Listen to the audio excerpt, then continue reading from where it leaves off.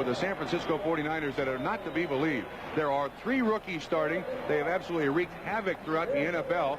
And these guys are now called Dwight Hicks and the Hot Licks. And they are tremendous hitters, great tacklers all over the field, and good coverage men. Hicks, the only veteran of the group with 9 interceptions. Number 1 draft choice Ronnie Lott, 7 thefts. He's returned 3 of them for touchdowns. It's the 49ers and the Oilers this afternoon.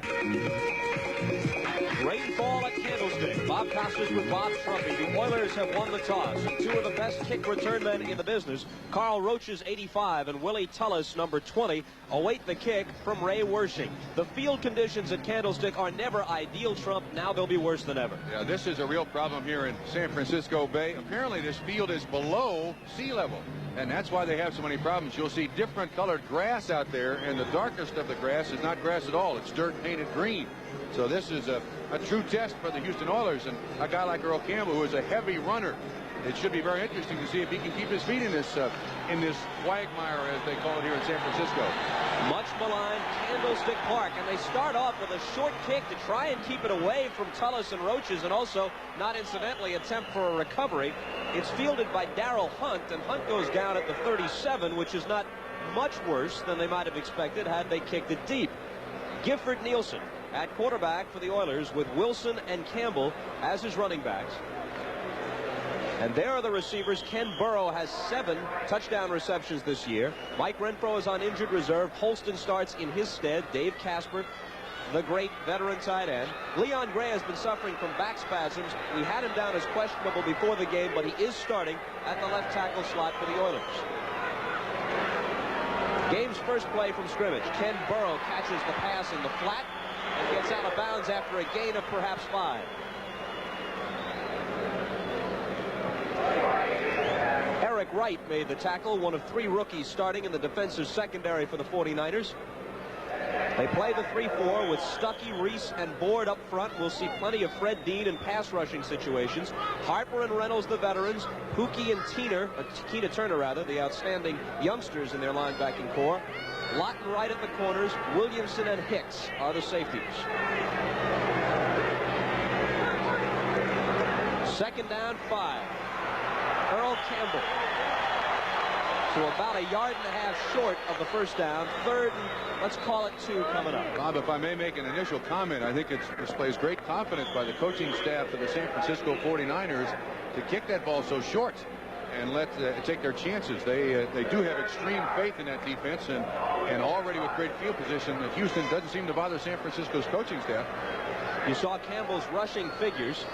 He is 3rd in the league behind Dorsett and Rogers. 3rd and a long one, and Nielsen will put it in the air with good protection off the hands of his target, Tim Wilson, and incomplete. They'll have to punt. The Oilers hosed down their grass practice field in Houston Thursday and Friday of this week, trying to get themselves acclimated to what they thought would be the muddy conditions at Candlestick, and they were right. Bob, the reason that ball was not caught, it was thrown somewhat behind the receiver, and I think Gifford Nielsen felt a little pressure from Fred Dean, which a great many quarterbacks in the NFL do consistently when Fred Dean is on the field. Cliff Parsley, averaging 40.3, will punt. Hicks is the deep man.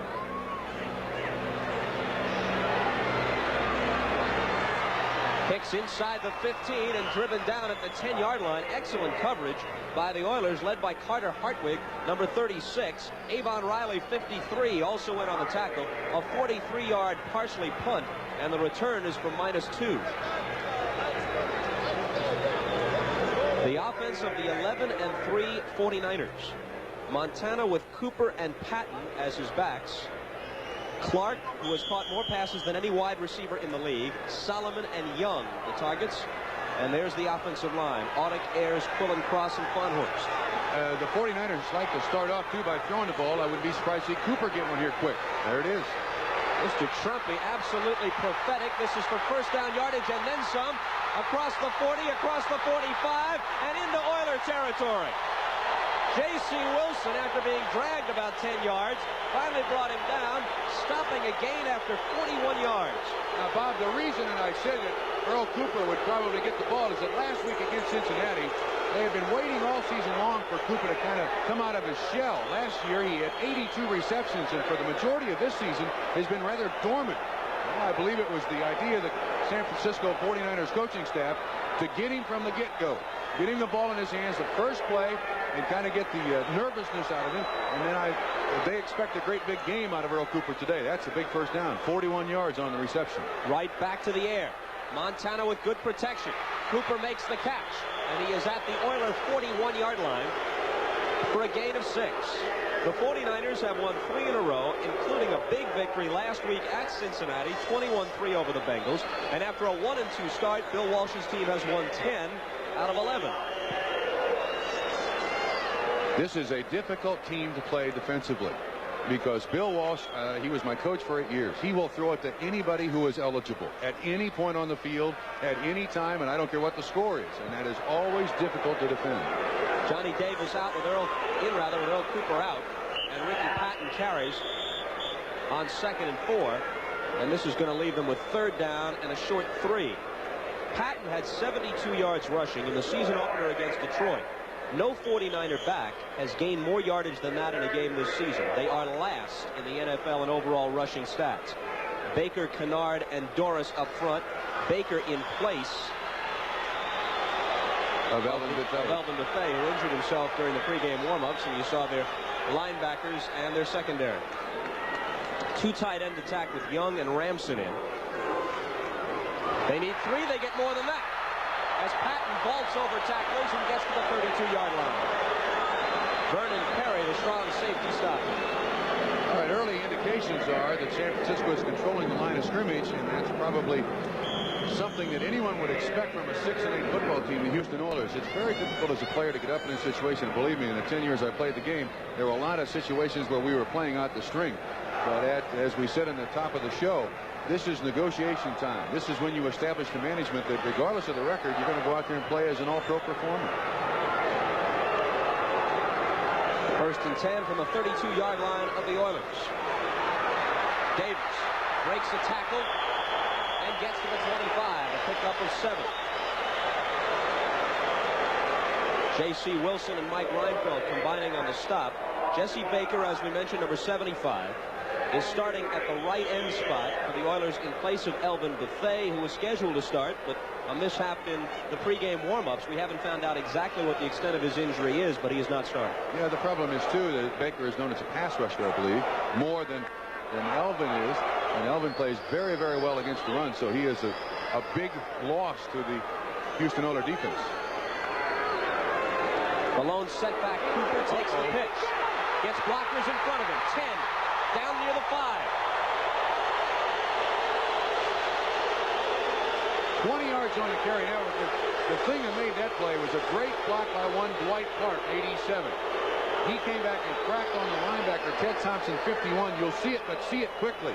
Bam, right there. And all of a sudden, with the center out in front, there's nobody there for support. The defensive backs are almost 8 or 9 yards deep. And that's another big first down. Maybe you can see this block once again. You can't really pick it up. It's just at the top of the screen, but that's a fine run by Cooper. And obviously, he is shaken out of his cocoon. Randy Cross, the right guard, also threw a good block early in that play. 1st and goal from the 4-yard line. The play fake. Montana lobs one out. Nobody there.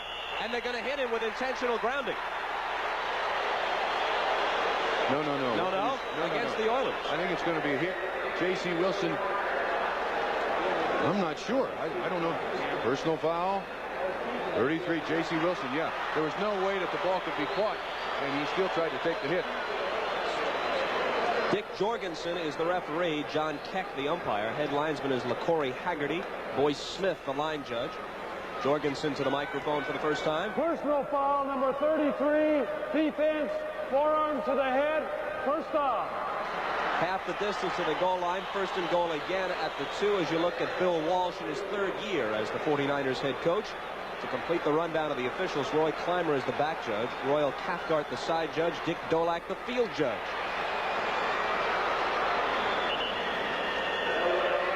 Greg Bingham is in on the stop on the 1st and goal carry. Ted Washington helped him. Bill Ring, the ball carrier, number 30. try to trap up the middle. And even though the Houston Oilers are 6-8, this has been for the last 5 or 6 years one of the outstanding defenses in the NFL. I wonder, just to myself, I wonder if Eddie Biles becoming the head coach has had a direct effect on the inefficiency of the Houston Oilers defense. I think that's the biggest change in this football team, even though a great many people point the finger at the offense. I've got stats to prove it, and they're for losers, so we'll bring them up. The fake to Davis. Montana pumps once. He's in trouble. He gets rid of it, and incomplete. Eason Ramson, number 80, was the target. He was covered by Mike Reinfeld, 37. This would be a gigantic boost in the ego of the Houston Oilers if they could keep the 49ers to just 3 points. It becomes 3rd and goal at the 2-yard line. 10 minutes and 6 seconds to play in quarter number 1. Ricky Patton comes in, and Ring goes out.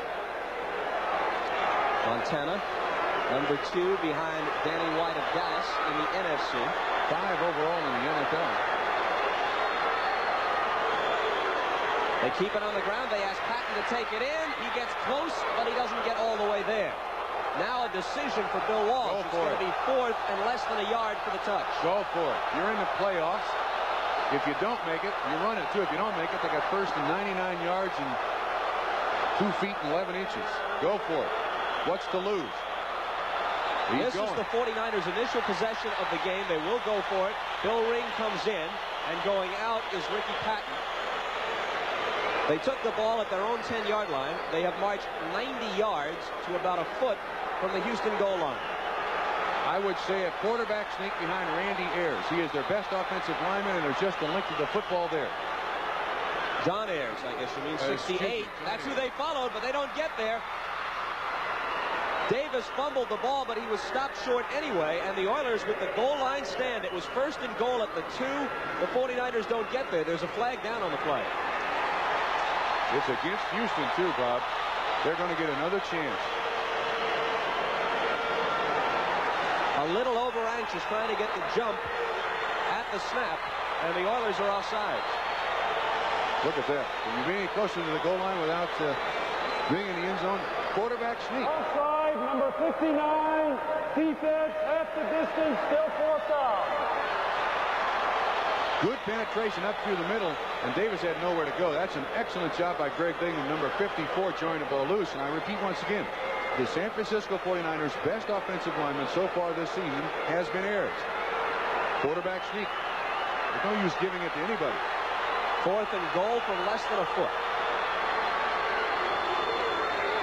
They asked Davis to take it in. He almost fumbled the football, too. No signal. The Oilers stopped them. They got 5 tries from the 2, and they couldn't get it in. And the handoff was miserable. Apparently, Joe Montana had trouble with the snap. He didn't get a clear handoff to Johnny Davis, and Houston Oilers now feeling good about stopping the San Francisco 49ers.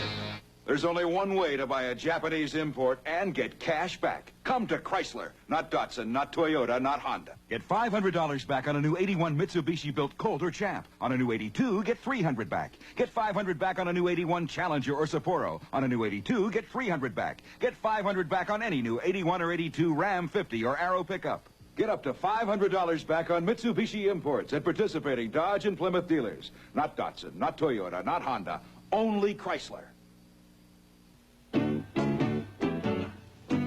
Ah, good choice. The beer with the taste for food. Natural Light from Anheuser-Busch. Not too filling, but oh so satisfying. When you're ready, really ready to eat. What's more natural than Natural Light?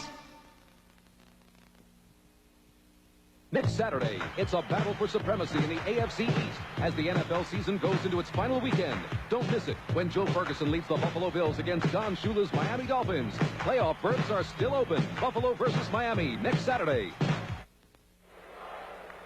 Back at Candlestick, Bob Costas with Bob Trumpy, and you still feel like they should have gone with the quarterback sneak. And I think that Joe Montana has trouble with the ball right there. You see it kind of bouncing in and out of his hands, and he doesn't get the ball to Johnny Davis clearly.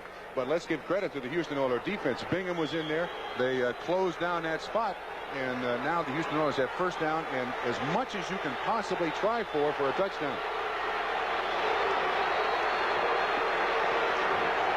Gifford Nielsen will throw out of his own end zone. Lobs it out to Adger Armstrong, and Armstrong is very close to first down yardage as he crosses the 10-yard line before Eric Wright stops him. And the Houston Oilers dodged the bullet there because Ken Burrow, there's a big final. Cincinnati wins the AFC Central Division title.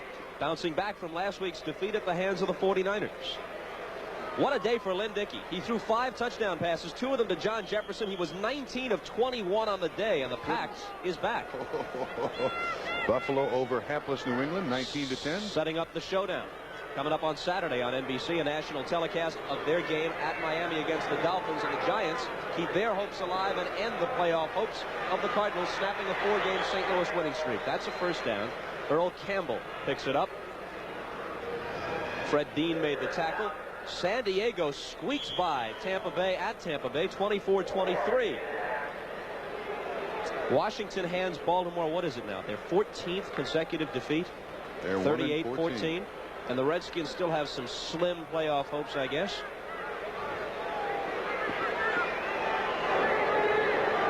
From the 13, 1st and 10 for the Oilers. Clock running, 8:05 to play first quarter. Adger Armstrong takes the swing pass, makes a nice move across the 20, very close to a first down. You see the yardstick just in front of him. Good presence, too, by Gifford Nielsen. He had plenty of pressure from Fred Dean, which he will have all day, and got the ball out to Armstrong, who is an excellent receiver out of the backfield. An outstanding receiver out of the backfield, and Houston has gotten away from the shadow of their own goalpost. Second down and about the length of a football here. The Oilers at a disappointing 6-8.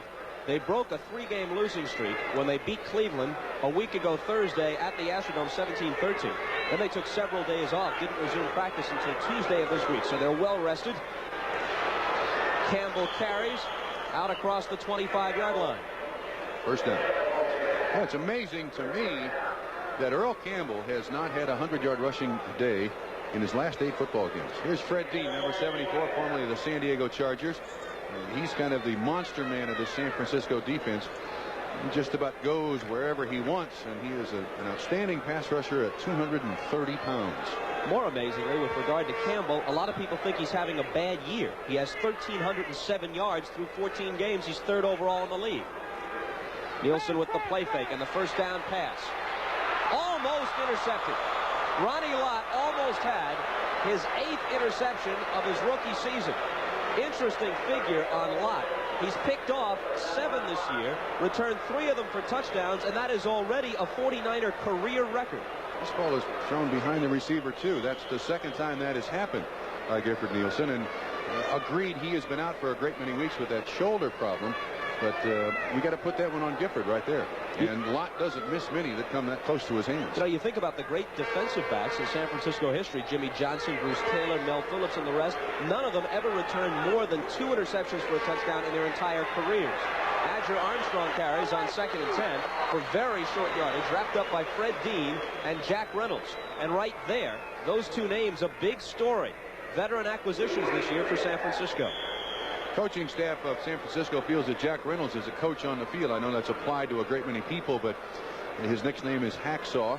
Formerly of the Los Angeles Rams, did not cost the San Francisco 49ers a dime or a person. He was on waivers and has been the solidifying force in this young defense. And Fred Dean cost them only a 2nd-round choice in 1983. 3rd down 9. In trouble is Nielsen. Scrambles away. He's got Casper, and he's got the first down. 44-yard line. Good job by Casper, too. Good veteran, heady football player, formerly of the Oakland Raiders. 16 yards on the catch, realizing that Nielsen was in trouble. He kind of came back against the grain. Everybody's watching the quarterback. Good job by the offensive line, really keeping out the 49ers. And then you see Nielsen throwing back across his body. That's a good one. Almost intercepted by 58 Tina Turner. But first down, Houston. Whoa, that's a fingernail away from being tipped out of the hands of Dave Casper. 5:36 to play in a scoreless first quarter. 1st and 10 for Houston from their 44. Adger Armstrong with a 6-yard gain to midfield. They have done an excellent job. Jim Schaffner, the offensive coordinator of the Houston Oilers, he's the guy who really calls the plays, gets them into the quarterback, Gifford Nielsen, and they're kind of dinking here and dinking there, and they have not overused Earl Campbell so far in this football game. You know, this is the year that the Houston Oilers were going to de-emphasize Earl Campbell. You realize he has 40 rushes from his NFL record for rushers in a season, which he set last season. Second down 4. Here is Campbell. It'll be 3rd and 2. Make it 3rd and 1. We'll give him a 3-yard gain on that carry. Eric Wright and Craig Pookie in on the stop. There's Mr. Schaffner on the sideline calling the plays. Mentioning the name of Eric Wright, take a look at what the draft did, especially for that secondary. Ronnie Lott taken in the 1st round. Eric Wright, one of 2 second-round picks. Carlton Williamson in the 3rd. And Lynn Thomas, who is their nickelback, taken in the 5th round. 3rd down 1. The Houston Oilers, on the other hand, Michael Holston, their 3rd-round pick last year, is really the only guy that's helped them so far this season. They give the ball to Campbell. He gets the 1st down to the 44-yard line of the 49ers. Clock running. We have exactly 4 minutes to play first quarter. Spoke to Eddie Biles prior to the football game. 7-0 Chicago over Oakland in the first quarter. Denver leads Seattle 7-0. And Dave Craig at quarterback for the Seattle Seahawks. Talked to Eddie Biles before the game. He wanted me to emphatically state Earl Campbell will not be traded. There was a good deal of speculation to that effect in the last couple of weeks as Nielsen airs one out long for Ken Burrow. And it's broken up at the last moment by Eric Wright, number 21. Burrow, who has 34 receptions for the year, 7 of them for touchdowns, averaging 18.5 per catch. So he is most definitely their deep threat, even at this late stage of his career, at about a half step, but Wright closed the gap and knocked it away. Okay, now that ball is underthrown. If that ball is thrown out where Ken Burrow can reach it, you get 6 points. Gifford Nielsen's thrown 2 behind a receiver and 1 short of a receiver so far today. 2nd and 10 coming up. Nielsen, in limited duty before today, had completed 15 of 26. That's 58%. 2 TDs, 1 interception. 12th play of this drive, Bob.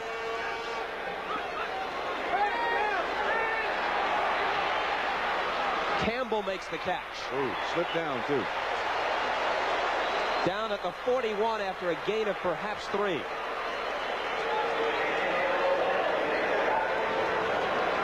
They've still got most of the 4th quarter left at Kansas City.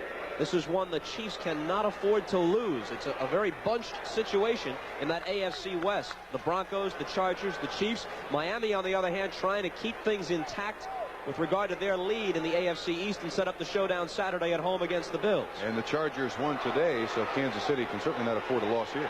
24-23 over Tampa Bay was the San Diego final. Ronnie Coleman is in the backfield now. On 3rd down and a long 7. Nielsen gets away. Flips one out to Armstrong. They don't have the 1st down, but they salvaged something out of what looked like a big loss. It looked like a basketball pick play. And Fred Dean just went right around Mel Gray, and that doesn't happen very often. Mel Gray is an all-pro performer. There you see 74. And watch this. This is the give and go. Leon Gray. Who did I say? You had Mel Gray, Mel Gray. At about Receiver. 180, is in no condition to play the offensive line. Excuse me, Leon Gray, yes. Still an all-pro performer. So they face 4th and 3, and they elect to punt. Partially standing at midfield. Hicks back at his own 10-yard line. I wouldn't be surprised if they intentionally took the delay of game here. Try and give him some more room to kick it. And they do.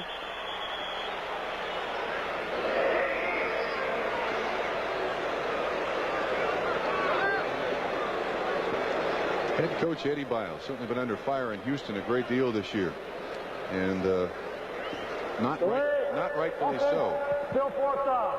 Team is 6-8 coming off a trip to the playoffs last year, but when you don't have draft choices for a number of years to rebuild your football team, I think you suffer a great deal, and that's what Houston is suffering right now. They gave up an awful lot for Dave Casper. They gave up an awful lot for Leon Gray. And last year, their highest draft choice was a third-rounder. You can't continue to improve your football team under those circumstances. They were 11-5 a year ago in Bum Phillips' final season as head coach. Hicks fields it. Gets it back across the 20-yard line, which is more than they might have expected. A 30-yard punt by Parsley and an 11-yard return by Dwight Hicks. 2:32 to play, first quarter. Radio Shack makes Christmas dreams come true. Oh, I love the frog. Cuddly animals with a radio inside. Maybe Santa will bring it. The Petable Portable Radios. A Pekingese and raccoon. A frog and a lovable floppy dog. And a cuddly cat or a cute brown spaniel. Furry friends in a musical menagerie that'll delight your kids or teens alike. Daddy, Santa brought my frog from Radio Shack. Only at Radio Shack, your Christmas electronics store. National Sports Zone. Call for the latest reports. Oh, we're talking national sports, and we got it all. 900. What a wonderful call. 900-976-1313. 900. 50 cents a call. You can know all the scores. Dial it. We're talking to you. Monday, a special look back at a Bing Crosby Christmas like the ones we used to know. Just hear those sleigh bells jingling, the ring-ting-tingling. Monday. Next Saturday, a special edition of NFL 81. Bryant Gumbel gets it underway with the pregame show, and then it's the AFC East showdown between the Bills and the Dolphins in Miami. 3:30 Eastern, 2:30 Central, 12:30 Pacific time next week, next Saturday on NBC. The last time the 49ers had it, they drove from about their 10-yard line down to the 1-foot line of the Oilers and were turned away. Earl Cooper carries on first down. Mike Stensrud, number 67, makes the stop. Elvin Buffet not in the starting lineup, and we still have not gotten the report from the sideline as to the extent of his injury, which happened in the pregame warm-up. And this is a very slippery field. Hopefully he didn't do something serious. Pulled muscle. It'll be all right. They play Pittsburgh next week. They being the Houston Oilers. Second down and 8. Inside 2 minutes to play. Quarter number 1. Patton carries and slides to about the 27-yard line.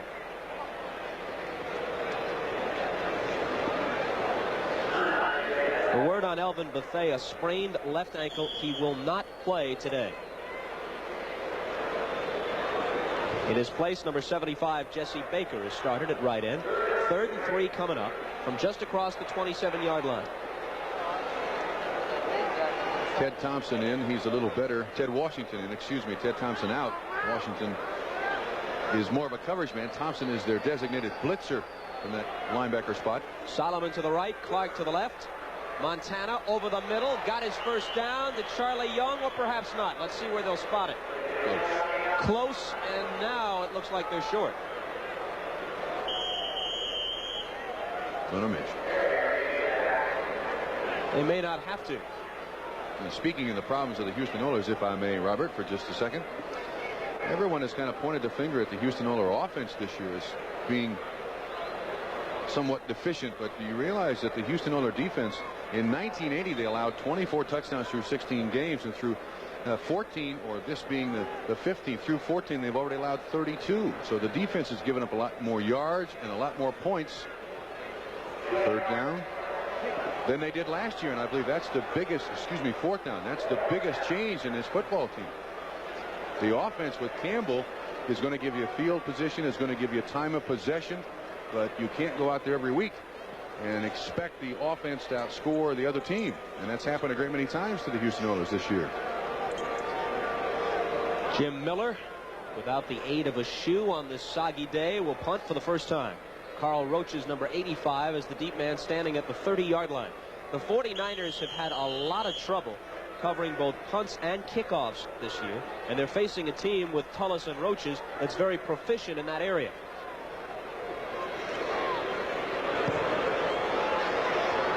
This is returnable.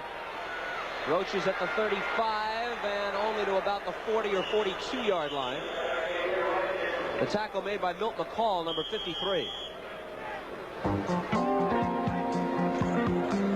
35-yard punt off the foot of Jim Miller, a 6-yard return. What's more natural than spicy hot food and icy cold beer? Ah, what's more natural than Natural Light from Anheuser-Busch? It's the beer with a taste for food.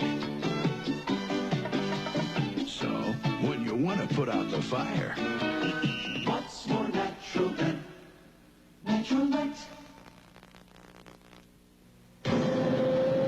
What's a nice new personal car doing out here?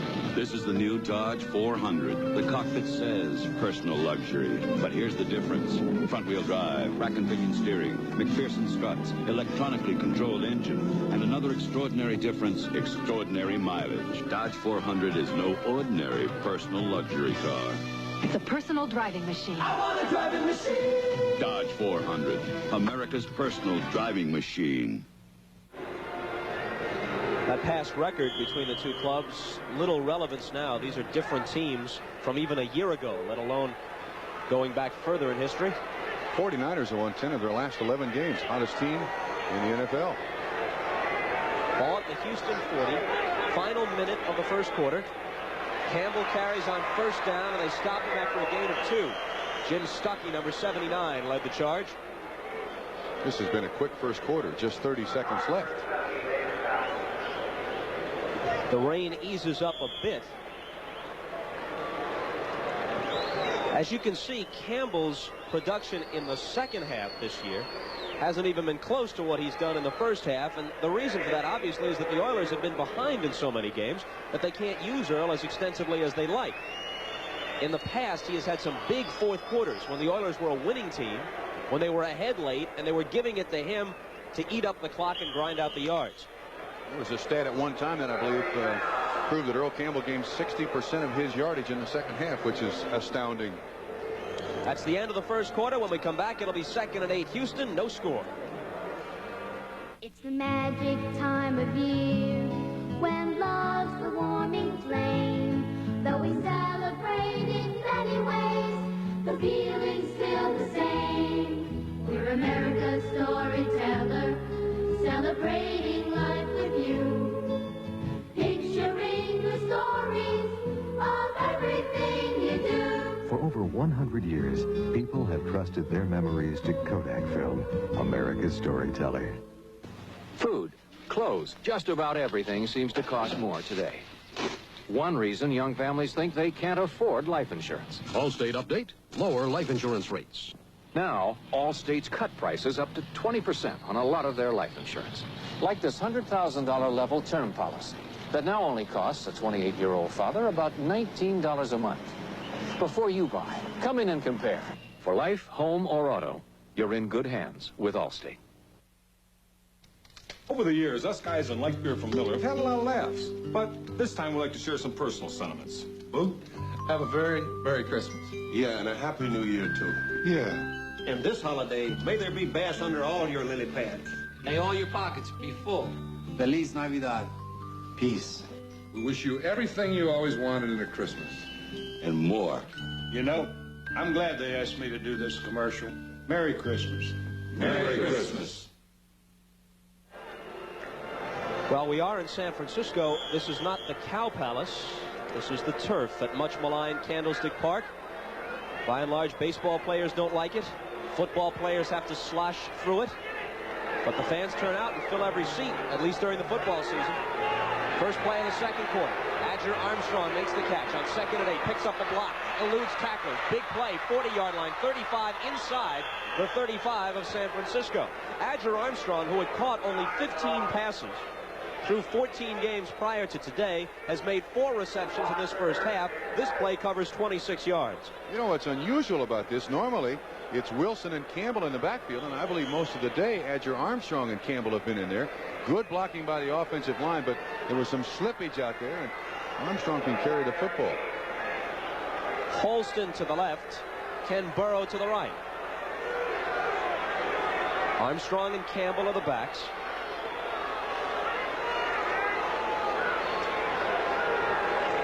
Short drop by Nielsen. And a short gain as well. Holston made the catch. They pick up perhaps 3. We'll be back with the second down play after we check with Byron Day in New York. Thank you, Bob. Out in Denver, the Broncos lead it in the early going 7-0, but Craig Morton is sacked in this play. He fumbles the ball, and Manu Tuiasosopo for Seattle picks up the fumble, and now Seattle's in great field position. Bob? Thanks, Byron. Gifford Nielsen is 9 of 12 thus far in the first half for 79 passing yards. That pass to Holston 2 weeks ago. He caught 8 passes for 101 yards last week against Cleveland. Didn't catch any. It was Nielsen's injury in preseason which set off the chain of events with Ken Stabler coming back and signing a 2-year contract. Campbell is nailed behind the line of scrimmage. Jack Reynolds came through, number 64, the hacksaw. Great job, too. There was pressure on the outside by Fred Dean, and Jack Hacksaw Reynolds filled from the inside. You'll see this blur. Watch Dean to the outside, pushed out by Leon Gray, and there's Hacksaw Reynolds. He got the name Hacksaw. He was at Tennessee, apparently. They lost the football game, and he chainsawed a Chevy into pieces. It's the usual reaction to a tough defeat. He is definitely a linebacker. There's no doubt about that. When you do things of that nature. 12:48 to play. Second quarter, still scoreless. The Oilers need 9 if they want to keep the ball. Nielsen for Holston, and too long, incomplete. Ken Stabler had announced his retirement. They were going to go with Nielsen. Nielsen was hurt in preseason. They needed a quarterback desperately. Stabler comes back. He is healthy now, Ken Stabler is, but they've elected to go with Nielsen. That doesn't mean, we are told, that Nielsen is number 1 when the 1982 season begins. Stabler can win that job back. There is Mr. Stabler. Tony Fritsch on the field for a... No, excuse me, Cliff Parsley. How could I possibly mistake those two gentlemen? Neither one is among the league's most svelte players.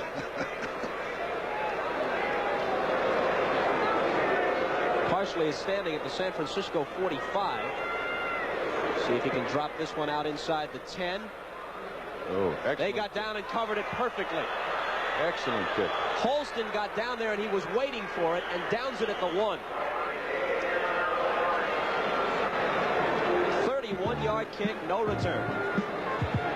Breathing, but barely in that game at Arrowhead. Look at this play by Mike Holston. He gets down there and he's waiting for it like a shortstop picking up a double play grounder. Nobody blocked him at all. He just streaked down from that left wing and was waiting for it. And someone should have blocked him. Trying to wedge out a little bit of running room. Johnny Davis carries. They got Davis from Tampa Bay in a trade which sent James Owens to the Buccaneers.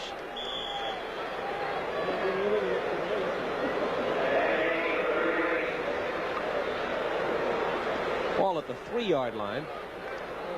Second down and 8. Exactly 12 minutes to play second quarter. We have no score. The 49ers had a 1st and goal on their first possession at the 2-yard line of the Oilers. And with 5 cracks, as they got an extra one following a penalty, they still couldn't get it in.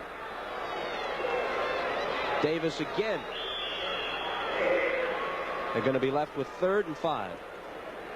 Greg Bingham made the tackle, number 54. 4 years, the leading tackler of the Houston Oilers. Very aggressive player. Sidesteps that block, which is a talent that Greg Bingham has, and I believe came to the game with it. It's always made him one of the best there is in the business. Tough tackler. Excellent tackler. Always has been a great tackler out of Purdue, playing in his 9th season. Davis out, Cooper in. Patton and Cooper will be the backs on the 3rd and 5 play. Would you look for a swing pass maybe to Earl Cooper here? It's one of San Francisco's most popular plays. Let's watch for it. Here it is. But way off the mark. Cooper had no chance. They'll have to punt from their own end zone. Very smart. If he catches the ball, there's a chance that he might have been tackled in the end zone. Robert Brazil was breathing down his neck. He chose to let the ball go. That's, of course, taking a chance, too. There might be somebody there to intercept it.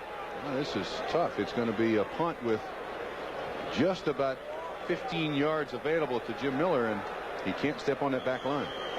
On the last play of the first quarter in Dallas, Tony Franklin hit a 50-yard field goal for the Eagles. They lead the Cowboys 3-0.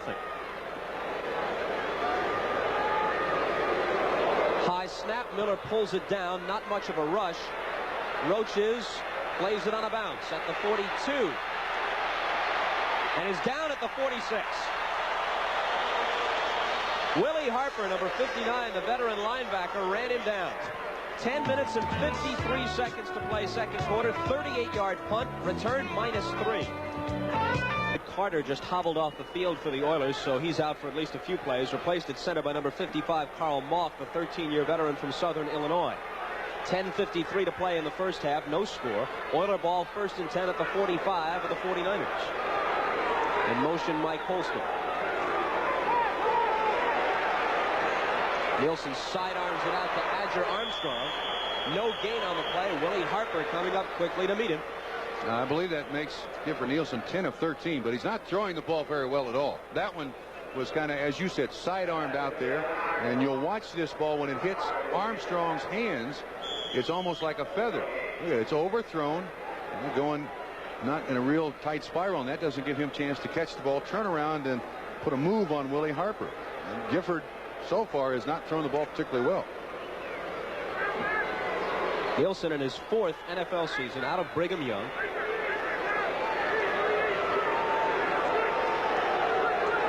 And what a quarterback factory that place has turned out to be. Nielsen under some pressure, misses Armstrong. Armstrong has already caught 6 passes in this first half. Oh, my goodness. Dave Casper was absolutely wide open, 87 over the middle. Nielsen was looking to the outside. They got a flag. It's going to be a penalty against Houston. And watch coming into your picture. Dave Casper went up to Gifford and said, "Hey, son, I'm open. Hit me." The tight end's always open. Got Nielsen starting now with the Oilers. Mark Wilson starting with the Raiders. Next year, Jim McMahon's going to be with somebody. All out of Brigham Young. There's the ghost, as he is referred to.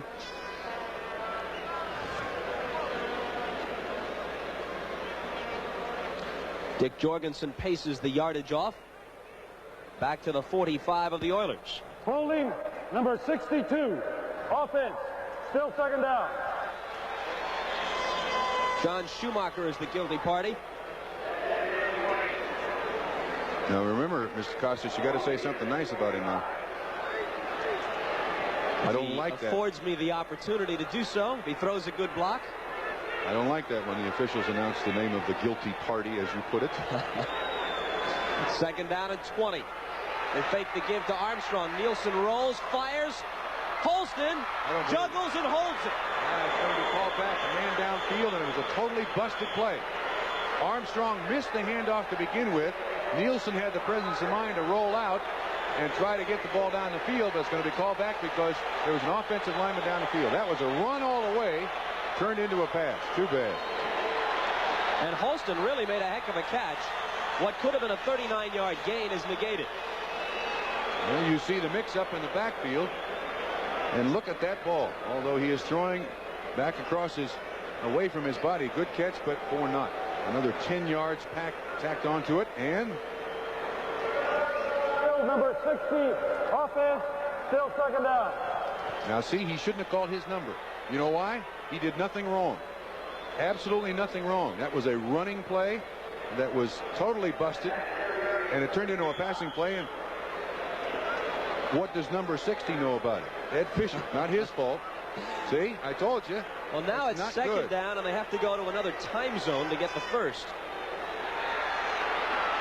Nielsen hits Ronnie Coleman for something considerably less than what they need. Out to the 42. Give him a gain of 7, leaving them with 3rd and 23. Eric Wright drove him out of bounds. Well, I want to tell you, Bob, I'm watching the matchup. Leon Gray, 74, Houston Oilers. Fred Dean, 74, San Francisco. It is a war. Leon Gray, long been considered one of the best offensive tackles in the business, and Dean, at 230 pounds, is the premier pass rusher, I believe, in this game, including Mark Gastineau and Joe Klecko. He is Awesome. Whoa, would you get some argument in New York on that one. Campbell on 3rd and 23. Gets to the 45-yard line, and Bobby Leopold, number 52, brings him down. Your thoughts on that call? Well, I don't know. I think if you throw it up, you're throwing right into 6 defensive backs, what they call the 6-pack. And why not give it to the best running back in the league? I think the turf gets an assist on that tackle right there. Earl Campbell slipped. Parsley to kick again, and now it's a double safety. Freddie Solomon and Dwight Hicks back there for the 49ers. 8:29 to play in the second quarter. No score. Fair catch called for and made by Freddie Solomon. San Francisco ball at their 24-yard line. A 31-yard punt by Parsley. The fair catch by Solomon. Members of the 49er Sod Squad doing their thing. Sod Squad, you say? That's say? what they call them. The Sod Squad, trying to keep this place playable or something close to it. Candlestick Park has their own yardmen, do they? From the 24-yard line with 8:22 to play in the half. Hofer and Cooper are the backs. Montana hits Solomon. Bounces off a couple of tacklers and is finally down at the 42. Mike Reinfeld made the tackle. Interesting play in that there was really no pattern run. 34 yards on the catch. And what they were doing was taking advantage of the spread in the defense. Freddie Solomon was inside the formation, and Dwight Clark was outside the formation, and all he does is go to the dead spot in the zone, went straight up the field. You see Brazil, you see Reinfeldt. Bingham tries to make the tackle. And Freddie Solomon, who has a bruised kidney and a heel bruise. That's his first catch of the day. In fact, I think it's the first catch by any outside receiver of the 49ers today. Whistles and flags before Montana can get the play underway. As we await the call, which is going against the 49ers, let's take a look at scores of other games. Cincinnati, the champion of the AFC Central, with that win. Green Bay behind Lynn Dickey's 5 touchdown passes, stays alive for a wild card. 12 start, number 62, offense, still first up. Buffalo heading toward that Saturday showdown at Miami with the Dolphins, and they're still very much alive. The Cardinals are all but dead. The Giants are still in the hunt at 8-7. I think the Giants' defense had more to do with the outcome of those points on the board than their offense did today against St. Louis. Tampa Bay, despite the loss, still in it in the NFC playoff picture. San Diego among the leaders in the AFC West. Hofer makes the catch. Hofer with blockers in front of him on the screen. Lunges to the 35-yard line.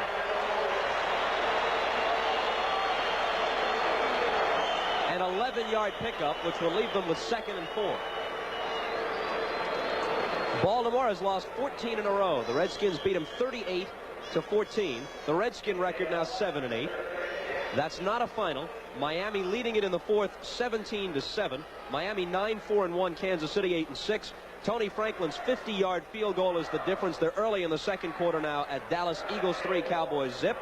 Chicago leads Oakland 7-6 in the second. And Denver over Seattle 7-0. Morton to Odoms a 22-yarder. Johnny Davis carried. And it'll be 3rd and short. Oh, Hofer just went off again. He is trying to come back from knee surgery.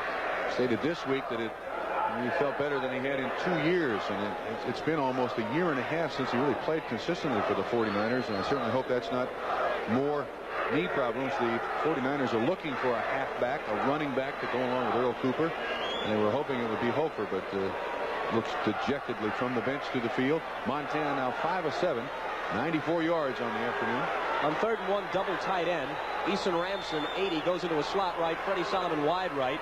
They pitch it back to Cooper. Cooper's got the first down. There's a flag on the play.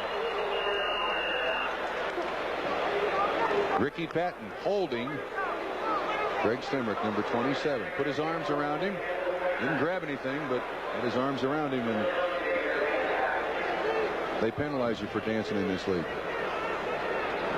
And again, a look at the officials, headed by Dick Jorgensen, who will pace this off and then make the announcement. Clock is stopped with 5:59 to play in what is still a scoreless first half. Holding number 32. Offense, still third down. Ricky Patton.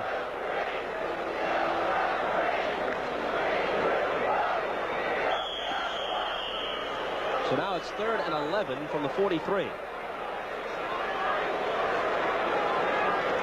3 wide receiver set with Clark and Mike Wilson on the left side and Solomon on the right.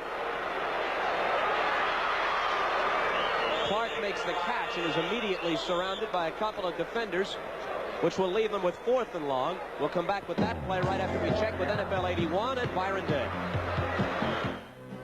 Okay, Bob, thank you very much. Sometimes in the big ball games, it's the little things that really count. Watch this. Seattle's Jeff West kicks it down almost to the goal line, but Don Duffett, number 25, tips it back in, and Dennis Boyd, number 68, downs the ball, and the Seahawks have the Broncos backed up on their own goal line.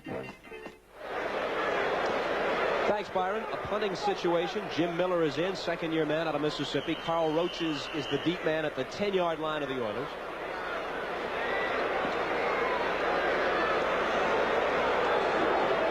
Miller meets it near midfield. Roaches signals for the fair catch, then lets it bounce, and it goes in for the touchback.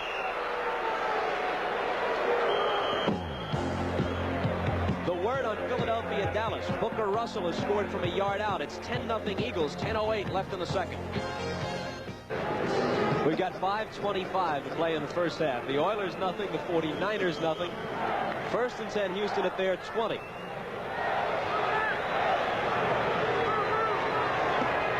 To the left and Holston to the right. They set up in the I formation now, which they are using a bit less this year than in the past, and Campbell, the second man through, bounces off the tackle, stays on his feet to the 25-yard line. That's one of the great things about Earl Campbell. He's got the speed to get outside once the inside is closed up, and for a guy his size, he just at times some of the things he does with the balance, he just defies description and breaks some of the laws of gravity. 2nd down 5 from the 25.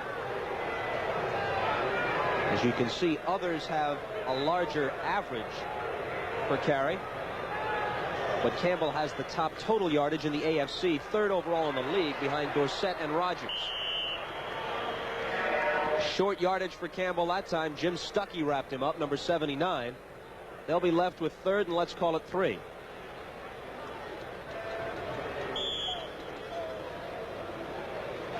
Jack Reynolds also got in on the play. Reynolds in his 12th year out of Tennessee. He and Dean, the stabilizing influences on this defense. A lot of youngsters on this team. 11 rookies on the present active roster for the 49ers, and 34 of their 45 players have 4 or fewer years experience in the NFL. Conversely, the Houston Oilers have 11 players over 30. Nielsen with good protection, but it's batted down at the line of scrimmage. It looked like Robert Hardy, number 75, got a hand on it. Did I say Robert Hardy? I meant to say John Hardy. That appeared to be a very, very low throw. I'm not sure that Hardy had to even put his hand up to make any contact with it. We'll watch it here once again from the defense. Gifford Nielsen once again throwing it kind of, yeah, he does. Look at that. That's thrown under his arm. Jim Stuckey was also there, but I think Hardy cut in front of him and touched it first. Just under 4 minutes to play in the half. A scoreless half thus far. Cliff Parsley's been getting a workout. Solomon and Hicks again in double safety back near the 30-yard line of the 49ers. Good punt. Parsley's best of the day thus far, at least for distance. Solomon isn't going anywhere, so flag down. A decent punt all the way around, kick and coverage, but there is a flag. Carter Hartwig, number 36, was down there first on the tackle. 44-yard punt, 2-yard return. Illegal block in the back by San Francisco.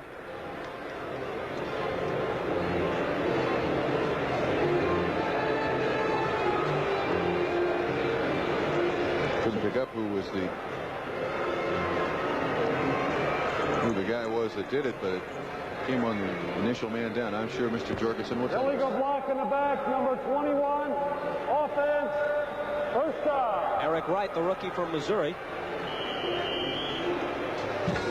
3 minutes and 50 seconds to play, second quarter. It'll be 49er ball at the 20 when we come back. Nowadays, there are all sorts of ways of saving and investing money that help fight inflation. The problem is finding the plan that's most profitable for you, because now you're forced to swim through a maze of confusing options. And you also have to think about the new individual retirement accounts. But there is a way to escape all this confusion. It's by calling or visiting your full-service bank. For professional guidance with your financial future, we've got the answers. Can an American driving machine outdistance every Datsun on the highway? If we put a gallon of gas in every Datsun, and in the 1982 Dodge Omni Miser, one by one, every Datsun would run out. But Omni Miser would keep driving, with the best highway mileage of any 5-passenger American car, and the lowest price. At $54.99, the base model 82 Dodge Omni Miser doesn't cost $1 more this year than the end of last year. And on other select new Dodge cars and trucks, get $300 to $1,000 cash. See participating dealers for complete details. Monday, it's a magnificent special with the Pointer Sisters, the Commodores, and Andre Crouch, the Mac Davis Christmas Special Monday. Let's pause briefly for station identification on the NBC television network. KRON-TV, Channel 4, San Francisco. 3:50 to play in the second quarter. First and 10 49ers at their 20, and we are scoreless. We haven't had a turnover yet in the game. The 49ers have forced 45 enemy turnovers this year, while Houston has been guilty of giving the ball away 40 times themselves. So we thought that might be a factor. Thus far, not so. Montana in trouble and sacked for the first time today. Back to the 15-yard line for a loss of 5. Jesse Baker was among those there, number 75. Good coverage by the Oilers defensive backs and linebackers. When you play the Houston Oilers and they go to that 4-2-5 configuration, and you see the man he was about to throw to was Charlie Young. 54, Greg Bingham jumped right in front of him. Montana was very smart for taking the ball under his arm and falling to the ground. Usually that giveaway takeaway table is a good indication of how your club is doing. At 11-3, the 49ers are plus 23 on that table. The number of times they've taken it away from their opponent as opposed to giving it away. At 6-8, the Oilers are minus 11 on the giveaway takeaway. Second and long. Montana out to Cooper, and Cooper is dumped at the 17-yard line. They'll be left with 3rd and 13. Great catch by Cooper. That ball was thrown behind him. That little zip on it, but he was still able to get his hands on it. You talk about the giveaway takeaway in a very, very big game last weekend in Cincinnati. The 49ers had 6 turnovers, 3 interceptions, and 3 fumble recoveries. Watch this catch. Boy, that's great athletic ability. That young man came out of Rice, first-round draft choice last year, and was considered the best pass receiving running back in the college draft. Had 83 catches last season. Took me 5 years to catch 83 balls. 3rd and 13 coming up. There's Charlie Young in motion. And then he catches the pass after releasing late. He's very close to the first down, and he's got it. Boy, he held there near the line of scrimmage till the very last moment and then slipped into the open area. Well, Bob, I'll tell you why. Linebackers normally watching the tight end, they'll see what he does at the line of scrimmage. And as long as he stands there faking pass blocking, then they'll back up. And that gives him about 8 or 10 yards clearance to catch the ball. And it is a first down for San Francisco. And the 2-minute warning. 2 minutes to play in the first half. We are still scoreless. It's 1st and 10 San Francisco at their 33. And we'll come back to Candlestick Park right after this.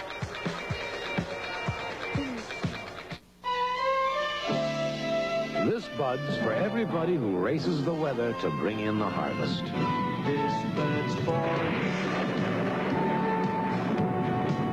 all you do.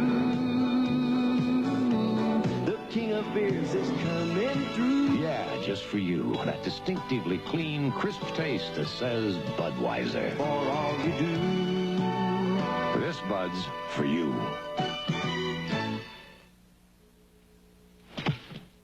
I do one thing. I kick this ball through those 2 poles. Do one thing all the time. You get to be great. Like Kentucky Fried Chicken. They don't try to do everything. Just chicken and no one else. Does it tender and juicy the Colonel's way. Kentucky Fried Chicken, we do it right for you. I do kicking right. They do chicken right. Kentucky Fried Chicken, we do chicken right. Saturday, it's a battle for supremacy in the AFC East as the NFL season goes into its final weekend. Don't miss it when Joe Ferguson leads the Buffalo Bills against Don Shula's Miami Dolphins. Playoff berths are still open. Buffalo versus Miami next Saturday. Frankie Albert, one of the all-time 49er greats, and they have had some quarterbacks in the history of this franchise. Albert, Y.A. Tidham, and our own John Brody after that. Still looks great, doesn't he, Trump? Yes, he does. He still looks great. I'll give you that. Sitting in some private box in Candlestick Park when it's raining, yes, that's looking great. With 2 minutes to go in the half, Montana over the middle and nearly intercepted. Wow, that was interesting. That ball was intended, I believe, for Dwight Clark first. He let it go by. 17-7 now. Miami over Kansas City, and that's a final. That dogfight continues in the AFC East between the Dolphins, the Bills, and the Jets. And next Saturday, a national telecast from the Orange Bowl, the Bills and the Dolphins on NBC. Point I was going to try to make. Clark let the ball go by, then Solomon let the ball go by, and almost picked up by Stemrick. There you see the standings in the AFC East. Boy, from the sublime to the ridiculous, with the Jets, Bills, and Dolphins up there, and the Patriots and Colts embarrassing themselves weekly down at the bottom. Clark wide open.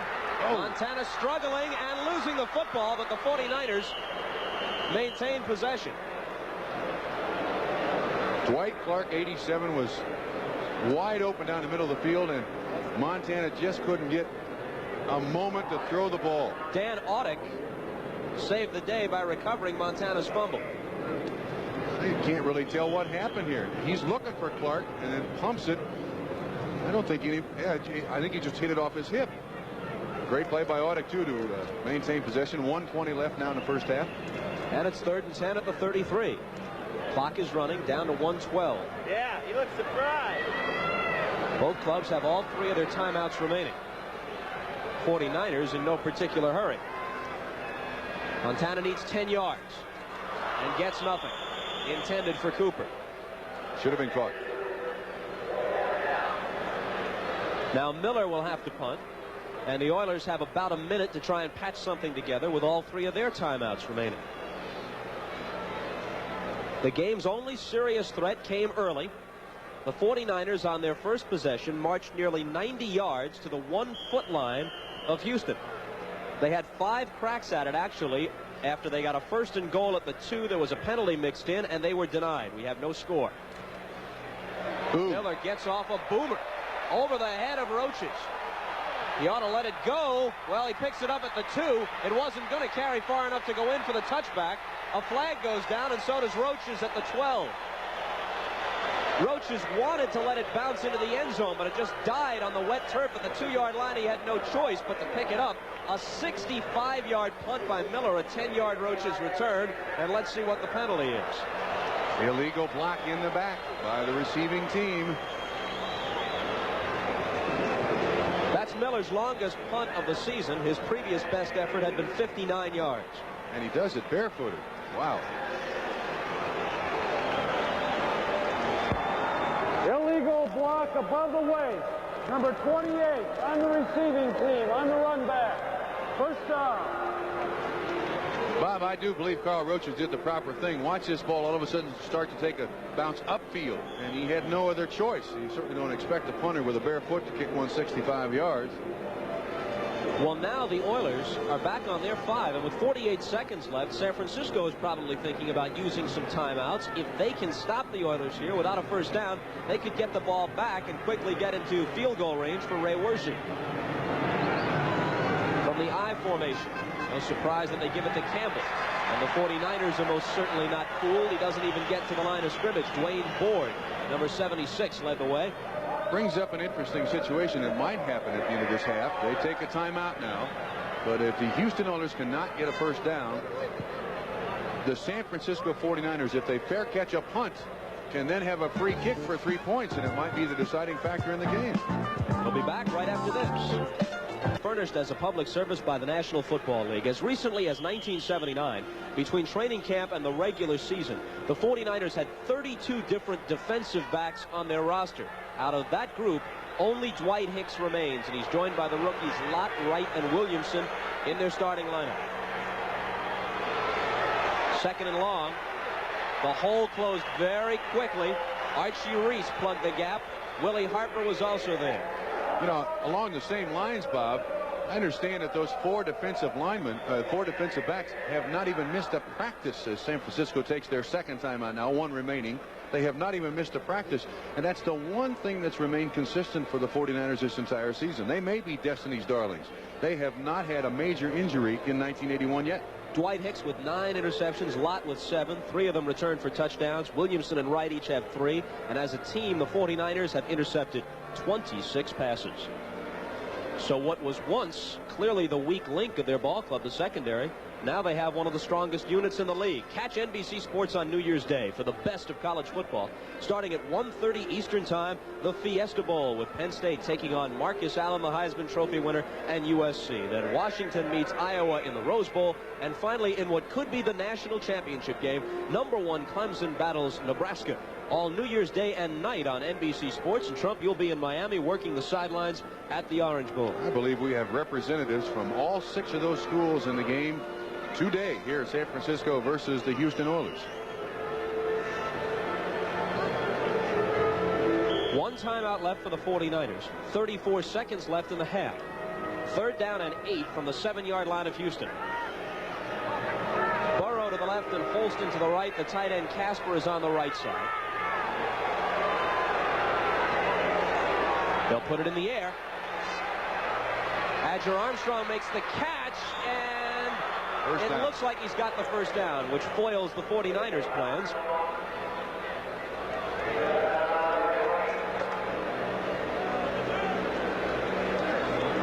Clock stops with 28 seconds left, but the Oilers at least have avoided having to punt out of their own end zone. Now the best the 49ers can hope for is a miscue, a turnover of some sort. Bob stated bluntly, this is a rather actionless first half. Thank you very much. Earl Campbell, and this should be the last play of the half. Our producer Roy Hammerman promises us that during the halftime break we'll have the highlights of all the scoring plays for you. Ed Biles is content to let the clock run out. We're down to 5 seconds to play. And they head for the locker room with the scoreless tie. Bill Walsh's team has won 10 of their last 11 and 3 in a row. They are playing at this point for home field advantage in the playoffs. If they win today and Dallas loses, that's clinched.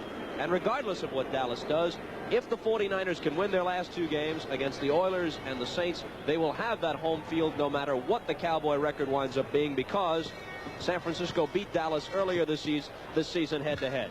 So we'll come back to Candlestick, where at halftime the score is 0-0. New Year's Day, NBC Sports kicks off the biggest bowl bonanza ever. First, the Fiesta Bowl, as Heisman Trophy winner Marcus Allen takes on the team that dethroned top-ranked Pittsburgh. Then the granddaddy of them all, the Rose Bowl, as the Washington Huskies battle the University of Iowa Hawkeyes. And finally, it's the battle for the national championship in the Orange Bowl. The Nebraska Cornhuskers go up against the nation's Cinderella #1 team, the undefeated Tigers of Clemson University. All this without ever changing your dial. New Year's Day on NBC Sports. Back at Candlestick Park, Bob Costas along with Bob Trumpy, and as you can see, we're in the same situation as when we kicked it off. Zip, zip. Your thoughts on this compelling first half? Well, I think in San Francisco's behalf, they're out here playing out the string. They're already in the playoffs. They don't want anybody to get hurt. There is an incentive for them to win, but that's difficult to parlay to the players. They know they're in the playoffs. They're going to enjoy this game, and the thing that they don't want to happen is for somebody to get hurt. Houston, on the other hand, I think there is every reason for them to run fake punts, onside kicks, reverses, anything they possibly can do. And I don't think in the first half Gifford Nielsen threw the ball particularly well. My observation. The 49ers started, Trump, like they were really going to take control. They marched right down to the 1-foot line. Houston stopped them, and that's been just about all the offense we've seen from either club. May have been a very bad choice to not go for the field goal. We'll come back. Halftime at Candlestick continues after this. Sunday, a young boy travels back in time and saves an empire in through the Magic Pyramid. Then 2 rich girls set their sights on Ponch and John, but their real love is crime on chips. And first time on television, In Search of Historic Jesus. Jack in the Box. There's no comparison. The 82 Toyota trucks are great for Northern Californians who like to work and play. John, we're running late. You can haul anything, from furniture to firewood. Come on, Coach. We're going to miss the party. So when you're through working, your Toyota's ready to play. He's not even dressed. It's like getting a truck and a car for the same price. Toyota, #1 selling import in Northern California. It's great being with a #1 team.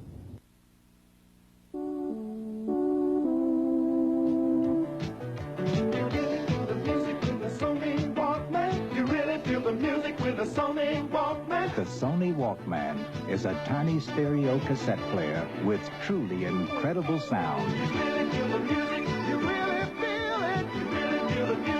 Put on a Walkman and see the world in a whole new light. The Walkman from Sony, the one and only. Sports Final, tonight at 11:25. For those of you who've been watching the Houston Oilers go at it with the San Francisco 49ers in a scoreless affair, I'm Brian Gumbel. I'd like to welcome you back to our NFL 81 studios in New York. Sunday number 15 has told us an awful lot about the playoff picture in the AFC. It is becoming a little more clear. Let's start from the top, where the Bengals won the AFC Central today at Three Rivers Stadium, and the Pittsburgh Steelers are completely out of the playoff picture. The final at Three Rivers was 17-10. Things have come up wonderful for Forrest Gregg and company. Just 2 years ago, the Bengals had their second straight 4-12 season, but boy, have they come around. A Frank Pollard run of 20 yards set up the first score of the ball game. Dave Trout kicked a 48-yard field goal to make it 3-0. After the Bengals evened it at 3, Anderson to Curtis made it 10-3 ball game. That's how they went to the locker room at the half. Mark Malone got the start playing in place of the injured Terry Bradshaw. He was intercepted by Reggie Williams, and that set up the Bengal offense in business. Anderson didn't waste it. He hit Steve Kreider to make it a 17-3 ball game. It was left only to the Steeler defense to try to get them back into the ball game. The head of that defense, number 58, Jack Lambert. He intercepted Anderson right here, and Malone was able to march the troops down the field. The march culminating with this 2-yard strike from Malone to Franco Harris. It closed the gap to 17-10, but it was the last gasp for the Steelers, and the Bengals turned the Steelers back. Final score 17-10. The Green Bay Packers continue to entertain their playoff hopes. They went down to the Superdome today and took an aerial display in by Lynn Dickey and turned back the Saints. Final score 35-7. It looked like Dickey's own personal highlight reel. He had a 9-yard touchdown pass to Jerry Ellis to make it 7-0, and then a 24-yard strike to J.J. John Jefferson. Good day for Jefferson. 2 touchdowns. He caught 4 balls for 91 yards. Again, Dickey, 25 yards to James Lofton. Ever since Jefferson and Lofton have gotten together, the Packers have become a force offensively. George Rogers pretty well contained today. He had only 70 yards on the ground because clearly this day belonged to Lynn Dickey. He threw it 21 times. He completed 19 of them. Total 218 yards and 5 touchdowns. The Packers today truly look like the Packers of old. Buffalo against New England. The Bills have a date for week number 17. They'll go into the playoffs as at least a wild card club. They got there by turning back the Patriots 19-10. The fans' woes in Foxborough as deep as the snows. Joe Cribb, second-year man out of Auburn, set up the first score of the ball game, taking it inside, bouncing it outside, down to the 5-yard line. From there, Roosevelt Leaks got the job done. Out of Texas, enough speed to get to the outside. That made it 7-0. And then Ferguson marching the Bills upfield, 87-yard drive done in 8 plays. The final 39 yards coming Ferguson to Cribbs. He gives Tim Fox the okey-doke, goes in 14-0. Not much to cheer about from the Patriot point of view. Vegas Ferguson going in from 19 yards out, big hole off the left side, but a Mickemeyer field goal made it a 17-7 game at the half. It was left only to the defense to put the finishing touches on it. A safety securing the ball game. The final again, 19-10. The Giants in St. Louis were a pair of 7-7 ball clubs as they marched into St. Louis today. But today it is the Giants who continue to entertain their playoff hopes. The Cardinals have gone by the boards. Today the Giants were twice as good. Final was 20-10. San Diego against Tampa Bay. The Buccaneers were a team that all they had to do was beat the Chargers today, and they won the NFC Central. They came within 49 seconds of getting the job done. As John McKay looked on, the Chargers and the Buccaneers were deadlocked at 7 when John Cappelletti went in from 7 yards out. They went to the locker room at 14-7. Tampa Bay Buccaneers fell behind the Chargers before Doug Williams and James Wilder managed to rally the troops. They were down 21-10, but then Wilder went in for a score. They missed the point after. Fouts here being intercepted. Tampa Bay's defense playing brilliantly all year long. Picked off here by David Lewis. And remember that play you saw Wilder take it in from 7 yards out? Well, watch this one. Wilder once again, this time from 25 yards out. And this put Tampa Bay in a position to win the ball game. They were up 23-21. But then watch. Williams over the middle. Jimmy Giles gets stuck by Glenn Edwards, and it is Woodrow Lowe who comes up with the ball. Dan Fouts marches the Chargers into field goal position, and Rolf Berners gets the call and makes good from 29 yards out with just 48 seconds to play, and the Chargers turn back the Tampa Bay Buccaneers final 24-23. The Chargers can still win the AFC West title outright. The Baltimore Colts lost their 14th straight ball game today. They did it with ease. The Redskins beat them final 38-14. Joe Theismann had 339 yards through the air. Miami against Kansas City. The Miami Dolphins are a playoff team. They'll meet the Bills for the AFC East title next week here on NBC next Saturday. But the Dolphins today, a winner over the Chiefs. Final 17-7. They moved out in front when Tony Nathan went in from 5 yards out, made it 7-0. Steve Fuller got that back, throwing a 3-yarder to Al Dixon, 7-7. Joe Delaney made an 8-yard run right here, but he got hurt on the play. The Chiefs' all-time leading rusher for a single season got hurt, and it looks like he will not see any action in Week 16. This is the final clinching touchdown for Miami. Andre Franklin, rookie from Nebraska, taking it in. The Dolphins advance their record to 10-4-1. The Chiefs fall out of the playoff picture. Final again, 17-7. Philadelphia going against Dallas. This ball game has now reached the half, and the Eagles are out in front by a score of 10-7. If the Cowboys win, they win the NFC East outright. Should the Eagles win, both teams are in the playoffs, both at least a wild card. Houston against San Francisco. It's the ball game you've been watching all afternoon, and at the half, it's deadlock. No score in that ball game. The Oilers aren't playing for much. They're going home after next week. As for the 49ers, you already know that they are titleless in the NFC West. Chicago against Oakland. The Bears are having a tough time this year. They're a 4-10 ball club, but they are 2-0 against clubs in the AFC West. They are leading another AFC West club right now at the half. The Bears out in front of the Raiders 7-6. Evans to Ricky Watts, 42 yards. It's been matched by an Oakland touchdown of Mark Wilson to Bob Chandler of 33. But Chris Barr, as he has been apt to do this year, missed the point after. And so far, that's the difference in the ball game. Out at Mile High Stadium, the Denver Broncos continue to try to keep pace with the San Diego Chargers. They lead in that AFC West, but their lead is just a half game right now. You're taking a look at Craig Morton. Denver's out in front 7-3. They got the lone touchdown when Craig Morton threw 22 yards to Riley Odoms, his fine tight end out of Houston. That made it 7-0.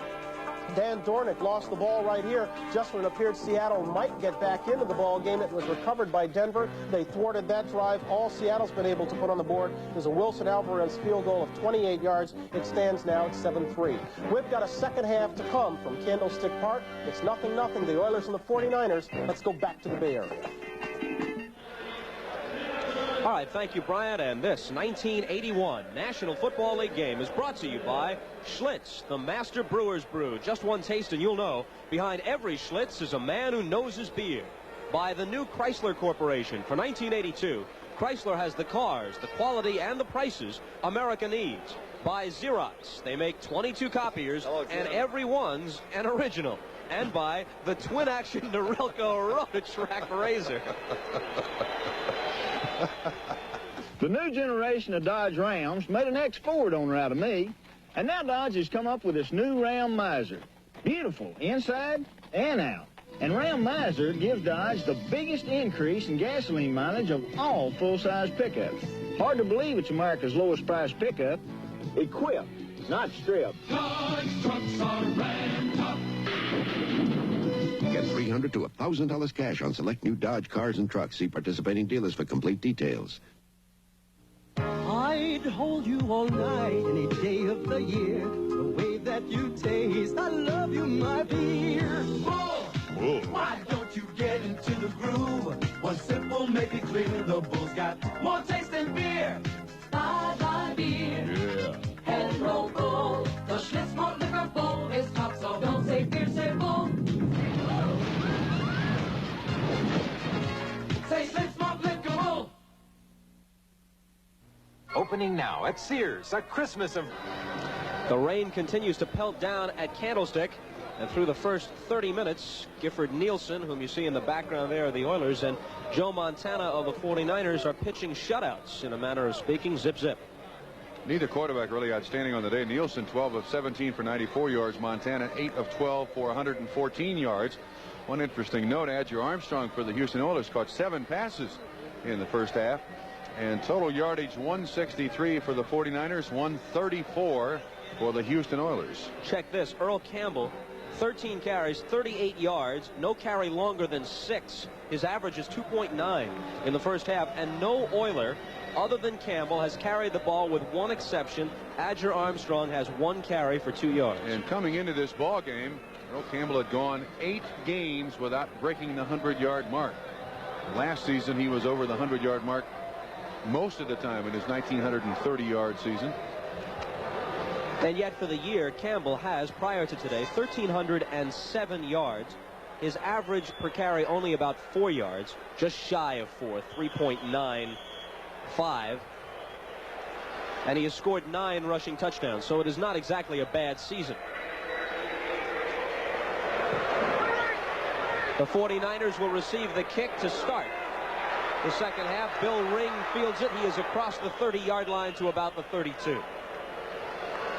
That decision by Bill Walsh to go for it on 4th and short is a decision in the first half that I agreed with.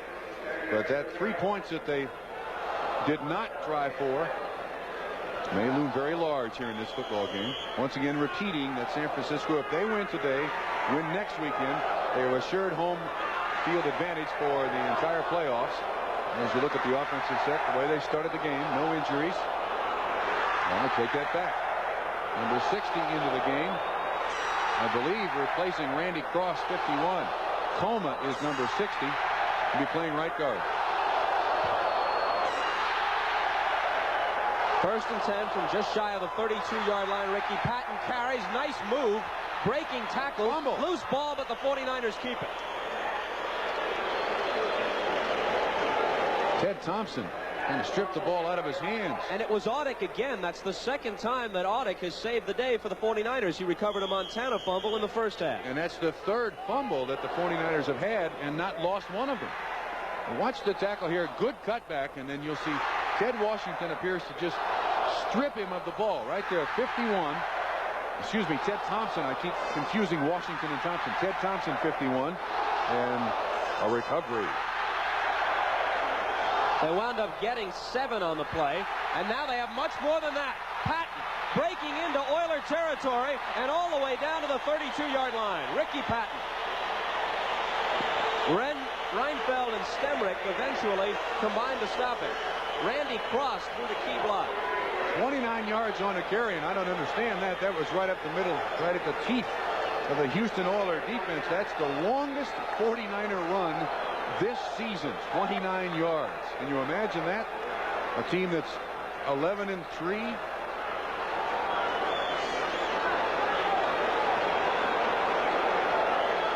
Starting center Fred Quillen is in the locker room for the 49ers. He is suffering from the flu and hasn't come back out. Earl Cooper carries, and Cooper winds up getting 3, maybe 4 near the 30-yard line. Walt Downing now playing center. He's a fourth-year man out of Michigan. He's a center guard.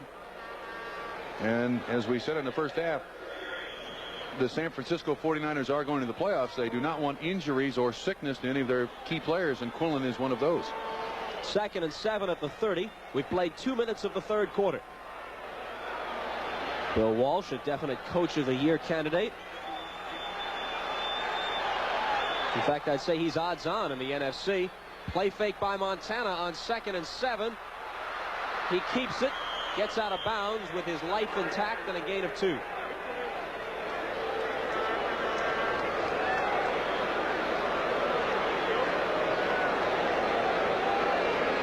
That stops the clock with 12:43 remaining. And again, a look at the Oiler defense. Baker in place of Elvin Bethea, who sprained an ankle in pregame warmups. Brazil, Bingham, Hunt, and Washington are the linebackers. Stemrick and Wilson the corners. Perry and Reinfeld the safeties.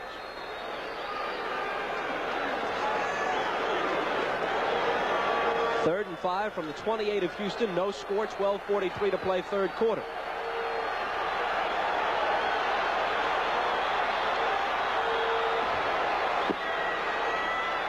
Montana with lots of time. And with the receiver, first down at the 15-yard line. Charlie Young, the tight end, made the catch. A 12-yard gain, and all season, Young has been the third down man for the 49ers, turning in key plays. And last year and the year before, Charlie Young did very little to help this football team. Suddenly, he's been an inspiration to this football team. And once again, very close to an interception, but Young on his knees. Just enough for the first down, and that's that veteran experience, knowing how far you have to go for the first down. When you got it, take it. He won the 49ers Eshmont Award this year, which is given to the most inspirational and courageous player on the ball club. It goes this season to Charlie Young, 9-year man out of USC, Montana. Pumps once, then comes back the other way to the guy we're talking about, Charlie Young, for a gain of 5. His primary receiver, Freddie Solomon, slipped down, or they'd have been a lot closer to the goal line. But good presence by Montana to look over the entire offensive set, look for the receiver that's open. And I'm sure San Francisco will take 3 points in this situation if they can't get it in the end zone. Second down and about 4, I'd say. With 11.5 to play in the third quarter.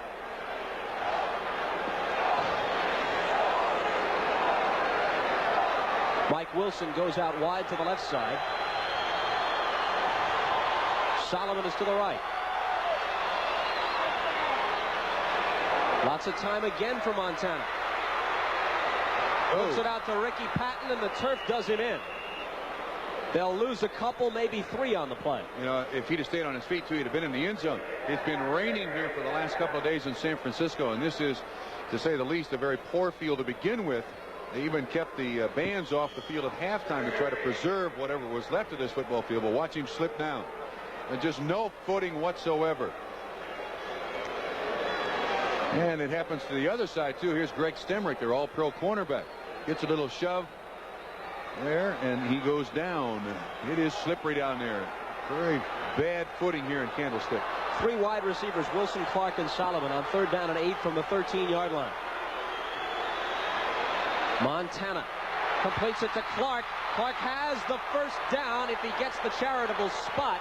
He had to go to the 5, and he is very, very close to that.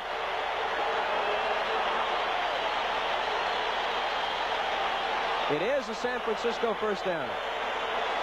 This guy came into the game with 79 receptions. That's his second on the day, and it's just a little flat pattern. You see 32 Vernon Perry. He's the man with coverage. Patton helps out, and he, too, realizing how much he needed for the first down, did not struggle. Took advantage of the spot. First and goal at the 5-yard line. The 49ers have been closer than this, and they have come away empty.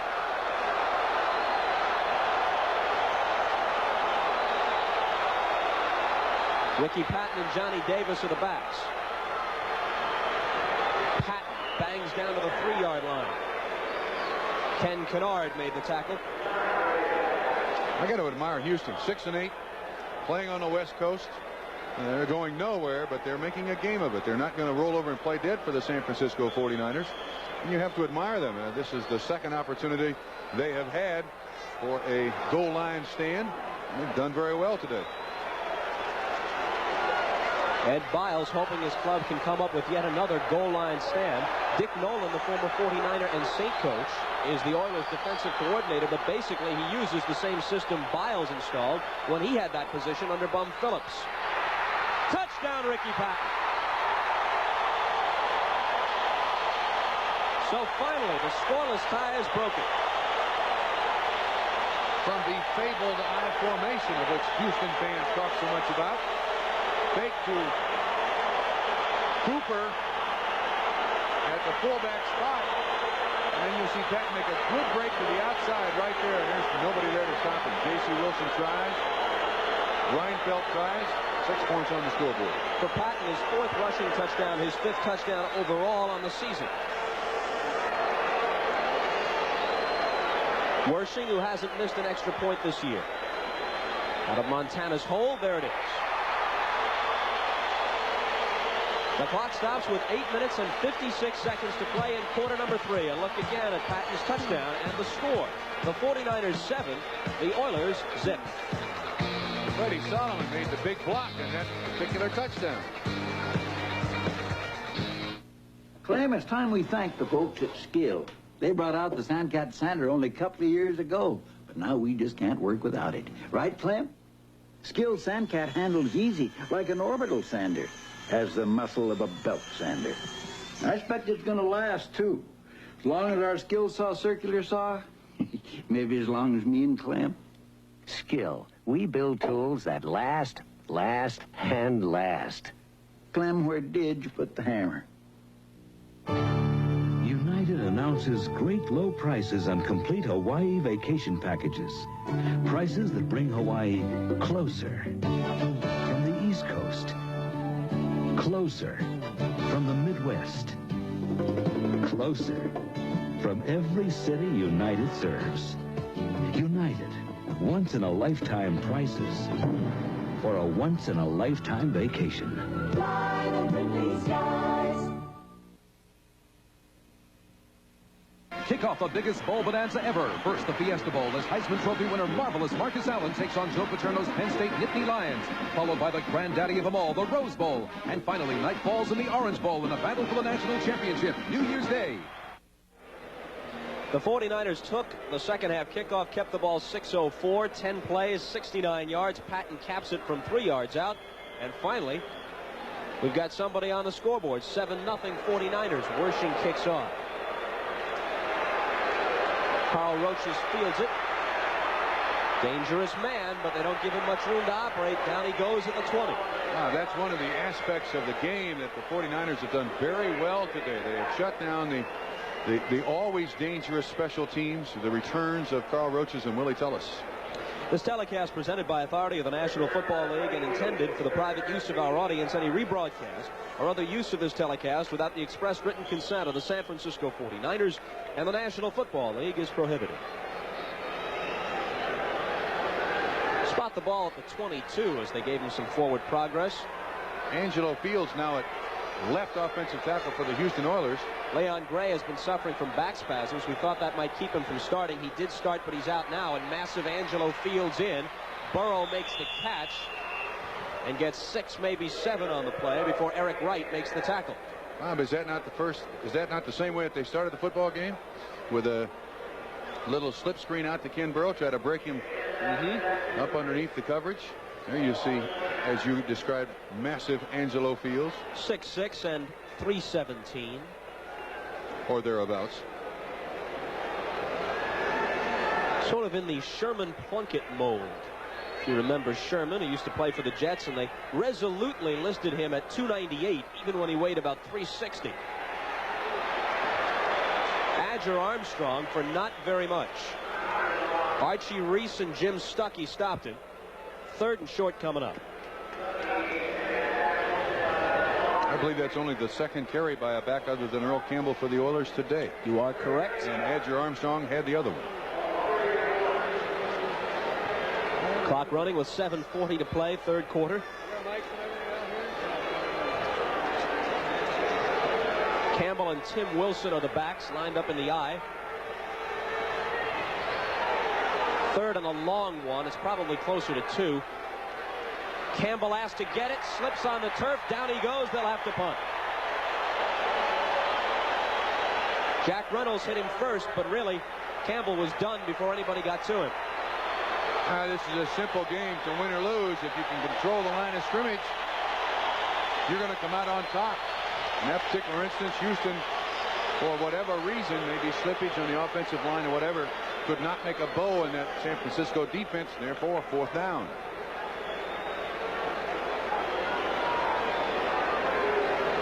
Cliff Parsley averaging 36 yards a kick today, about 4.5 beneath his season's average coming in.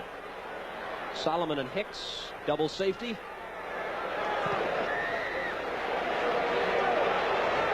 Solomon lets it bounce, then juggles it. Out of bounds, it belongs to San Francisco. Man, is that lucky. Bit of hesitation almost cost Freddie Solomon dearly. A 35-yard Parsley punt. And the ball out of bounds at the 35-yard line of San Francisco with 6:31 to play 3rd quarter. 49ers up by 7. The players aren't the only ones having trouble with the turf. Watch Boyce Smith, the line judge. You know, Bob, also watch his punt return. The ball bounces into Solomon, so he has no choice. He has to pick it up. But how often in 11-3 seasons in a team with an 11-3 record do you see the ball bounce that way, where he's able to get his hand on it, bounces out of bounds, and they keep possession? They have had 4 fumbles today and lost not a one. That's right. Obviously, the 49er fans like this season. It's been almost a decade since they had something to cheer about. It's probably been almost a decade since some of them were here. Cooper and Patton are the backs. Montana wants to go long on first down. Throws up a wobbler for Freddie Solomon, and it's incomplete. Well, good coverage by Mike Reinfeldt. That was a jump ball if I've ever seen a jump ball there. Let's check the scoreboard. Cincinnati over Pittsburgh, and they clinch in the AFC Central.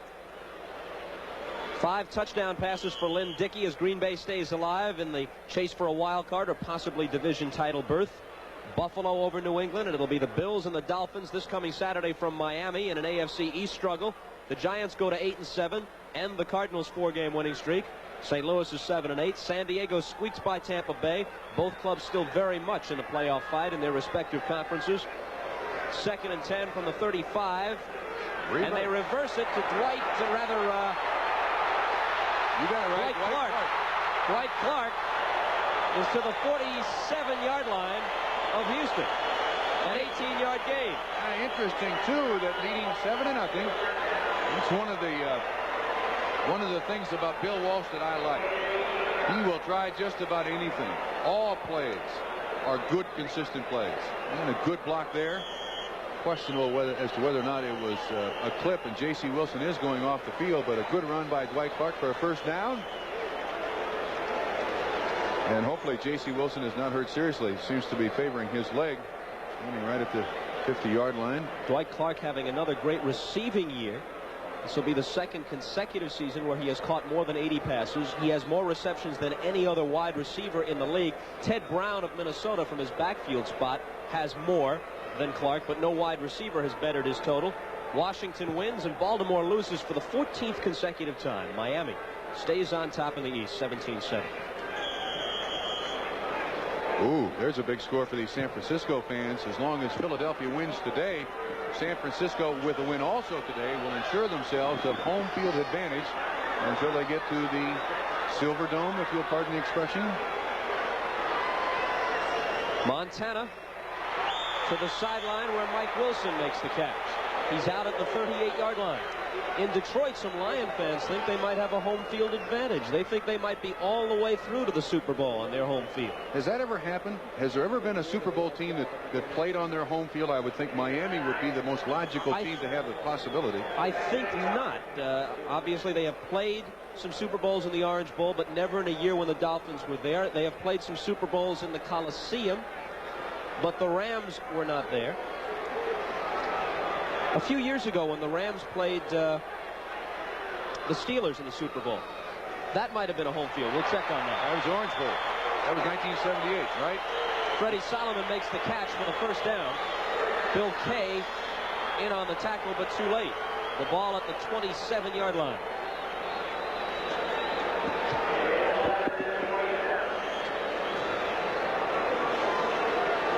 I think that one was played on the West Coast. Now that we're into that historical discussion, Trump, I think it was on the West Coast a couple years ago when Ferragamo had the Rams in front after 3 quarters, and that was the Jackie Smith. The Steelers came back. No, that was the year before, Dallas. Right. Well, we're being a little premature. This is still a young team, this San Francisco team, and if they, oh my goodness, if they make it to the Super Bowl, they will absolutely break all of the intangible rules that coaches and general managers and supposed philosophers of the game of professional football talk about, and that is experience. They got 3 rookie defensive backs playing back there. They've got Joe Montana in his first full season as a starter, Earl Cooper in just his 2nd season, Dwight Clark, who came out of nowhere about 3 years ago. If they make it to the Super Bowl, there'll be movies made about this football team. 2nd and 10 from the 27-yard line of the Oilers. 4:48 to play, 3rd quarter. It was scoreless at halftime. It's 7-0 49ers now. Cooper. Blockers in front of him. Lots of daylight. Inside the 10-yard line. They'll spot it at the 6. Biggest big assist to Keith Ponhorst, offensive tackle, who took on 2 people and cleared the way for Earl Cooper to go down the sideline. Watch 71. I think you'll get to see just part of the block. Right there he is. 2 guys he takes down and his own player. And Cooper rambles down the sideline. That's now his 4th catch on the day. Watch 71. He's right there in the middle of it. Oh, we just missed him. Boy, he had a great block. First and goal at the 6-yard line. Patton, who scored earlier, dives to about the 3.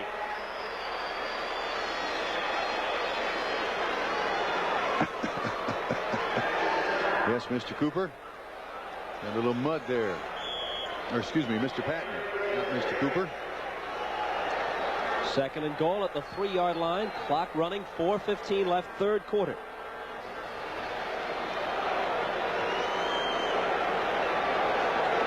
Well, it's almost time for Eddie Biles to bring in the juniors. Give him a chance to earn a letter here. Clark goes out to the left side. Solomon lines up tight on the right. Play fake, and it's batted up in the air and almost intercepted.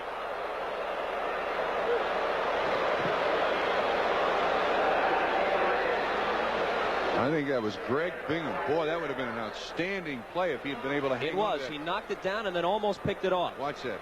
He never gives up. I'll give you that for Greg Bingham. Look at that. Oh, that's so close to being an outstanding play. Instead, it's 3rd and goal at the 3. And another instance, an 11-3 football team, the breaks always seem to go their way. And a 6-8 football team, the breaks always seem to go the other way. Patton and Cooper are the backs. Here's Cooper on the sweep. Can he get to the flag? He's in there.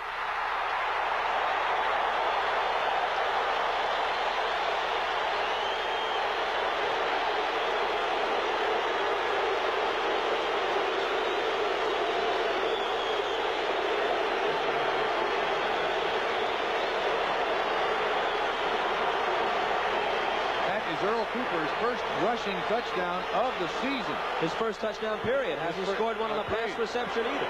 His first touchdown of the season. And all the fans are yelling, Coop, Coop, out of Rice. Wershing now will try and tack on the 14th point. So the 49ers, after a scoreless first half, score the first 2 times they get their hands on the ball in the 3rd quarter. And lead 14-0.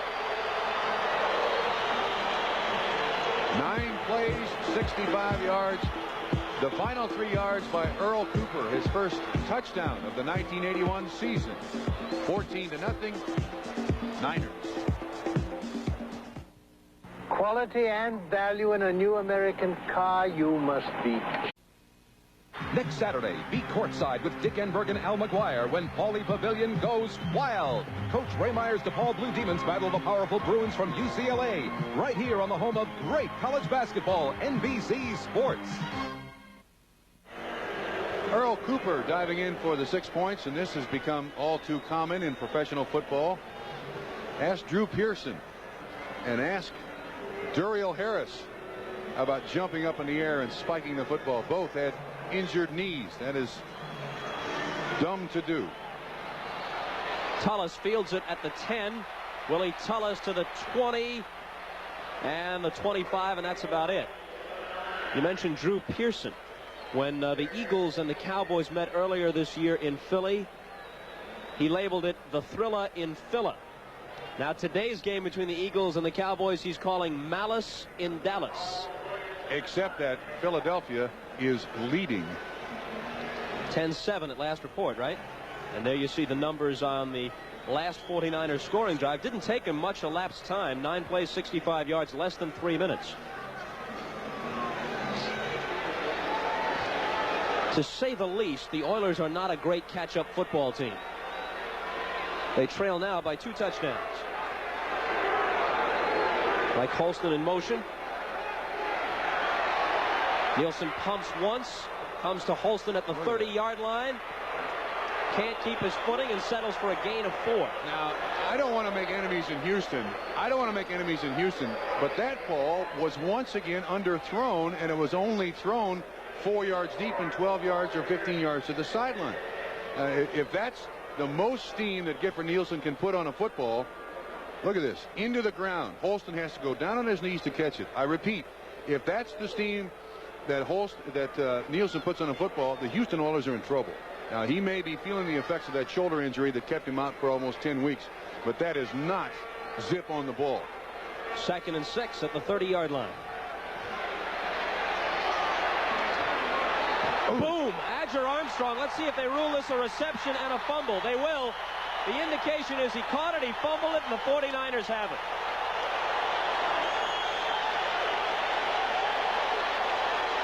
Eric Wright made the hit that jarred it loose, and I think the replay will show that Jack Hacksaw Reynolds was the guy who recovered it. Or perhaps Craig Pookie. You can have it the way you want it with Visa. I want convenience. I like to put my purchases on one monthly bill. Then I can pay for them with just one payment. Visa's got it. I prefer the Visa card that lets me pay with money from my checking account. Or savings account. And I don't even have to write a check. Visa's got it. I like to have a choice. There are times when we want to spread our payments over several months.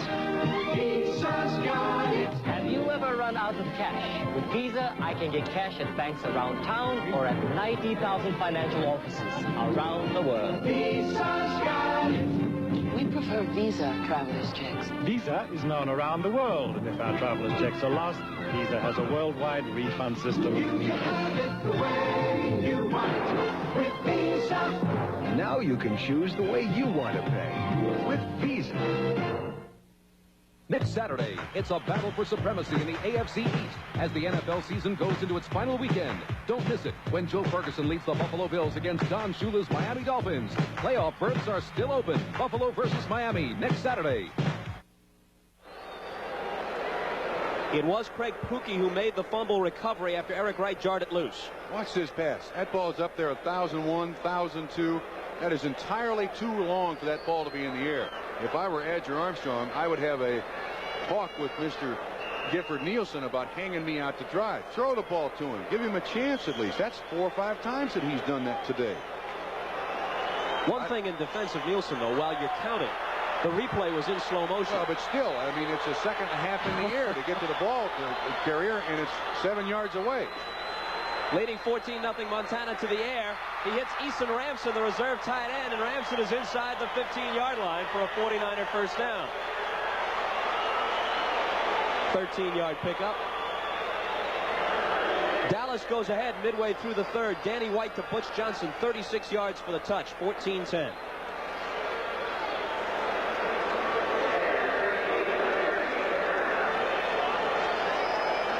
So what a turnaround, at least for the 49ers.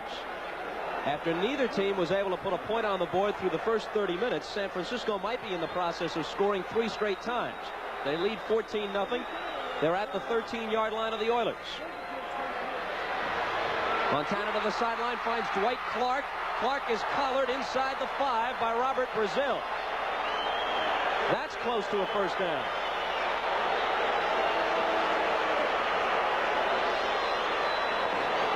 Once again, the 49ers just dinking it here, dinking it there, not trying to get all in one big play. It is 1st and goal, San Francisco. As we pause briefly for station identification, this is the NBC television network. KRON-TV, Channel 4, San Francisco. This is just a little flat pattern by Dwight Clark, and there's no one there to tackle him. You see the ball zipped out there by Joe Montana, which is the difference in this ball game between Gifford Nielsen and Joe Montana. 2 tight ends in. He goes to the air and incomplete. Ooh. Ball was tipped by J.C. Wilson, still almost caught by Freddie Solomon. And then Solomon went into a mudslide act at the back of the end zone. I repeat, I'd like to see that pass by Joe Montana once again, and I don't know if we have it still. But that's the way you're to throw the ball to the sideline, not the way it was thrown to Michael Holston, where Holston had to go down on his knees to catch the football.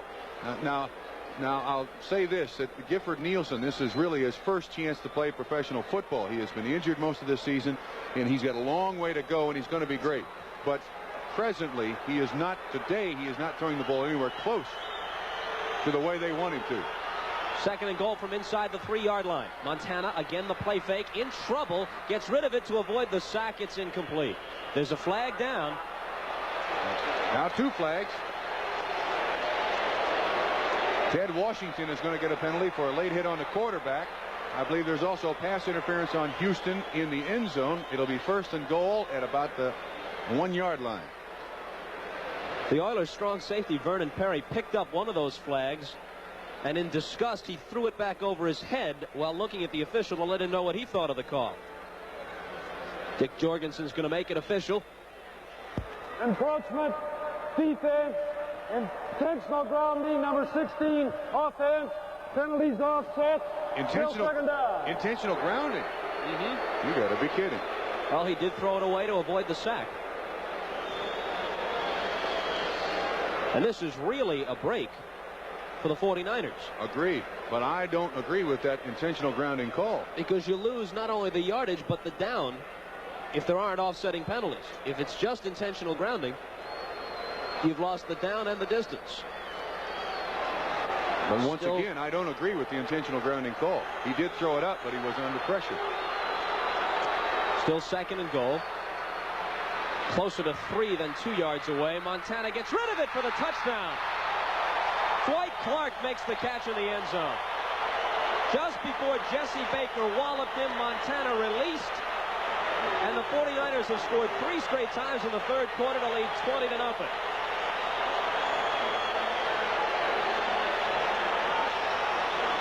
Football is fun when you're winning, and as I said, the breaks always seem to go your way. This is a great job by Baker, but look at that by Montana. Ball is delivered on the money, running to the sideline, probably the most difficult pass to throw, let alone complete, that you can think of in the game of football. For Clark, who has better than 80 receptions this year, his 4th touchdown.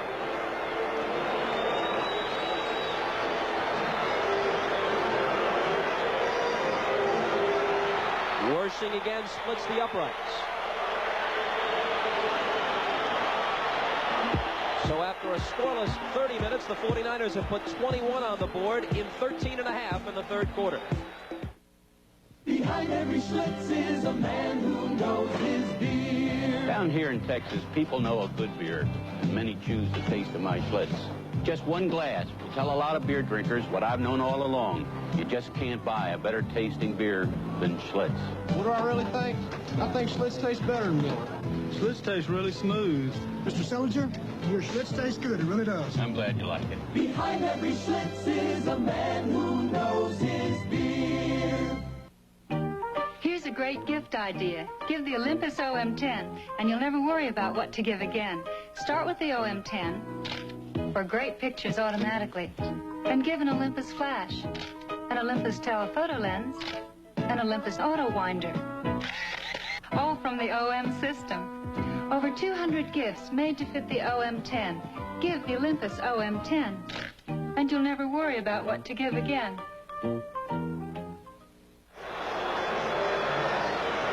The crowd is 55,707 at Candlestick. It's been raining throughout. Very few no-shows, some empty seats. 49ers have broken it open in the third quarter. Bob, I noticed that Guy Benjamin is warming up on the sideline now for the 49ers. And this is something that Bill Walsh wanted to do, to get Benjamin, the backup quarterback, into the game. Wersching's kick fielded by Roaches. And Roaches fights his way to about the 31-yard line. If the 49ers win today and Philadelphia beats Dallas, and at this point Dallas is leading 14-10 in the third quarter at Irving. But if the results go the 49ers' way and they have clinched that home field, it's very possible that Walsh would play Benjamin from the start against New Orleans next week. Yeah, this is a very superstitious team, too. When the San Francisco 49ers went to Dallas and just pulverized the Dallas Cowboys, I mean, it was 45-14. The only plane they could take was an L-10-11. Now, every time the team travels, Eddie DeBartolo, the owner, is so superstitious that every time the team travels, they take an L-10-11. Gifford Nielsen's pass is swatted down at the line of scrimmage.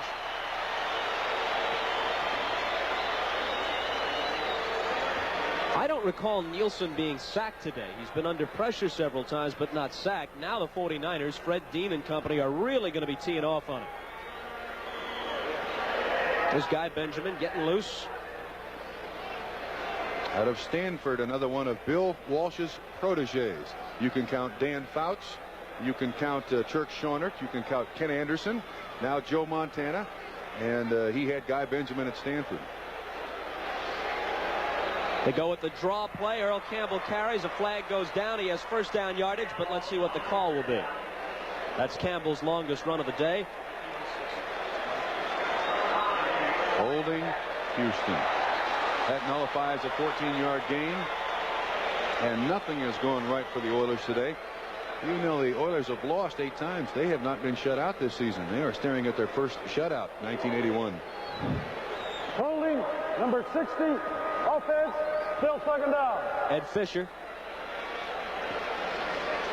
I believe Ed Fisher is lined up on your right. He is the right guard. There he is right there in front of you. Grabs a hold of the jersey. Shame on you. Holding number 79, Jim Stuckey. That'll be 1st and 20. To clear up that point earlier about home field advantages in Super Bowls for the trivia buffs out there, the Super Bowl a couple of years ago when the Steelers beat the Rams was played at the Rose Bowl. So while the Rams had plenty of people rooting for them, technically that was not their home field. It was their home area, not their home field. Yeah, the year before, Dallas, Pittsburgh, it was in the Orange Bowl in Miami. That's right. Ken Burrow makes the catch and pays for it at the 25-yard line. Hit by Keena Turner and Fred Dean. I understand Keena Turner has been offered a radio talk show tentatively titled The Mike and Keena Turner Show. No. I do not make these things up. This is legitimate. Fred Dean avoided injury right there. For once, he's thankful that that turf is slippery, so it wouldn't put pressure on his knee. Mr. Turner of the Mike and Keena Turner Show, you said? That's right. Okay. That's what they propose. Nielsen running for his life on 3rd and 15. Gets it away on the run and incomplete. Almost a diving grab by the rookie Mike Holston from Morgan State. Good job by Nielsen there to avoid the rush more than once. He was flushed out of the pocket, and there is no real Chicago now over Oakland. 14-6 in the 3rd quarter, and they're playing just across the bay, I believe, aren't they? You know, Chicago has made things very difficult for some contenders this year in the AFC, beating San Diego and Kansas City earlier. The Bears occasionally come up with a surprising effort. A week ago, they topped Minnesota. Solomon and Hicks. Speaking of topping Minnesota, how about that game yesterday? Detroit over the Vikings? Well, has the Minnesota ball club gone into a tailspin late in the season, and Detroit coming on just when it counts.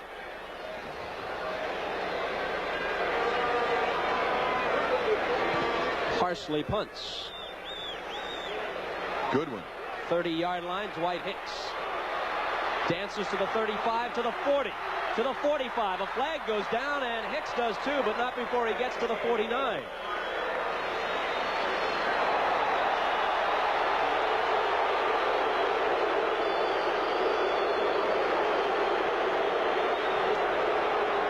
A 46-yard punt with a 20-yard return, and we await the call.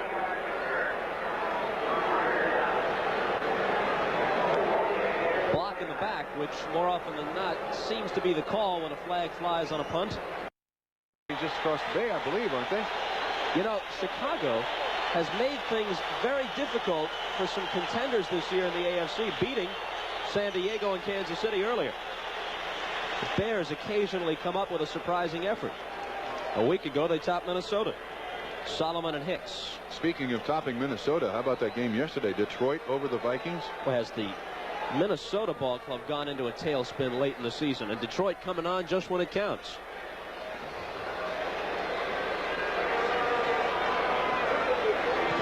Parsley punts. Good one. 30-yard line, Dwight Hicks. Dances to the 35, to the 40, to the 45. A flag goes down, and Hicks does too, but not before he gets to the 49.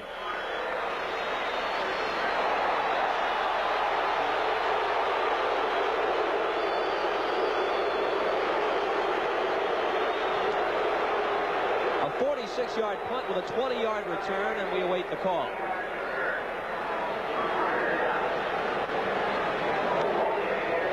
back, which more often than not seems to be the call when a flag flies on a punt. Guy Benjamin is going to come in at quarterback now for the 49ers with 11 seconds to play in the third quarter. You know, if I'm going to make a comment on that particular call, that blocking in the back. Illegal block above the waist, number 53, receiving team. One of the things that I believe the players have to understand nowadays in the NFL, that once that ball is punted, there is only one thing that all officials are watching on the field. That is blocking in the back. You are not going to get away with it no matter how you try to disguise it. One of these players eventually going to catch on. They're not looking for anything else, not offsides or motion, or once the ball's in the air, it's the blocking in the back. Benjamin's first play from the 24-yard line. A completion to Clark. And Clark is dragging people with him. Has the first down at the 36. But Vernon Perry eventually wrestled him down. Excuse me, but if I may make a comment, I believe Dwight Clark should be sitting on the bench right now. There is no reason at 21-0, the second to last game of the season, to have Dwight Clark in there. He is a valuable member of your offense. That ball is zipped out to the sideline. Excellent catch, drop and catch. He should be sitting on the bench right now. No reason to play him. Play the backups. Don't get anybody hurt. This will be the last play of the quarter. 2 seconds on the clock. A quarter in which the 49ers have gone from a scoreless tie into a 21-0 lead. Ring carries. Bill Ring to the 40. A flag goes down. The time has run out in the quarter. Let's see what the penalty will be. It was a gain of 4 by Ring.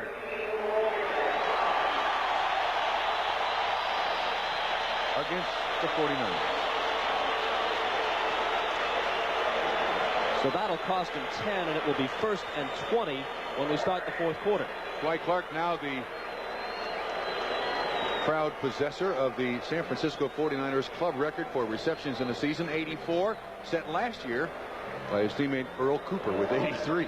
And he's the first 49er receiver to gain more than 1,000 yards on receptions in a season since Gene Washington did it back in the early 70s. And Gene, of course, with us now at NBC. At the end of the third quarter, the score, the 49ers 21, the Oilers nothing. Monday, celebrate Casper's first Christmas, and it's an all-new Chipmunk Christmas. Then, a special look back at a Bing Crosby Christmas, like the ones we used to know. And the Mac Davis Christmas special with the Pointer Sisters, the Commodores, and Andre Crouch. A night of family specials Monday. This is it, MGM. Reno's got the best. Now, enjoy a special Showtime holiday at the fabulous MGM in Reno. For only $28 per person, the cocktail performance of Don Arden's Hello, Hollywood Hello. Your accommodations for the night and breakfast the next morning. For reservations, see your travel agent or phone toll-free 800-648-5080. Reno. This is what the best is all about. Another look at the 49ers sod squad, all of them former NBC color announcers. Thank you very much. I would enjoy that. I would enjoy that. They supposedly brought in some agronomists to try to grow grass here. I beg your pardon. They brought in an agronomist, did they? Yes. Guy Benjamin at quarterback, 1st and 20. First play of the fourth quarter. Earl Cooper takes the pitch and gets a couple of yards. I still wonder the sense of keeping Earl Cooper as you look at the Denver over Seattle score 16-3. Seattle beat Denver earlier this season, but the Broncos apparently in control this time around. But for San Francisco, why do they have Earl Cooper and why do they have Dwight Clark in there? This is when players normally kind of back off a little bit. You know, they don't have the intensity, leading 21-0 with a final quarter to go. But, Trump, isn't it true that very often that's when you're most likely to be injured, when you don't go all out? That's exactly my point. So don't take a chance. Get him out of there. 2nd and 18. Benjamin finding Ring. Bill Ring makes the catch for a first down out near midfield.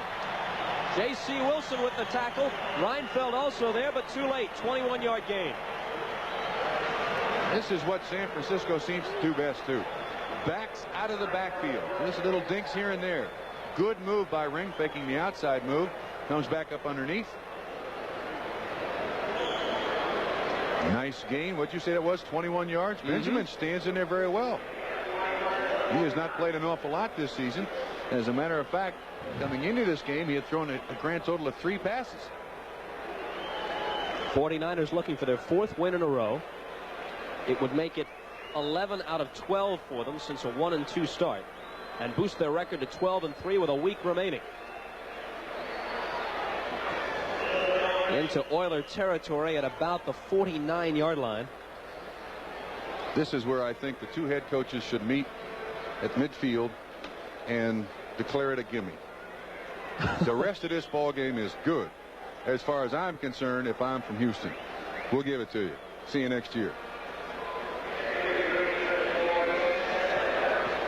Bill Ring carried for 3 yards, so it's 2nd down and 7 coming up. 12:50 to play in the game.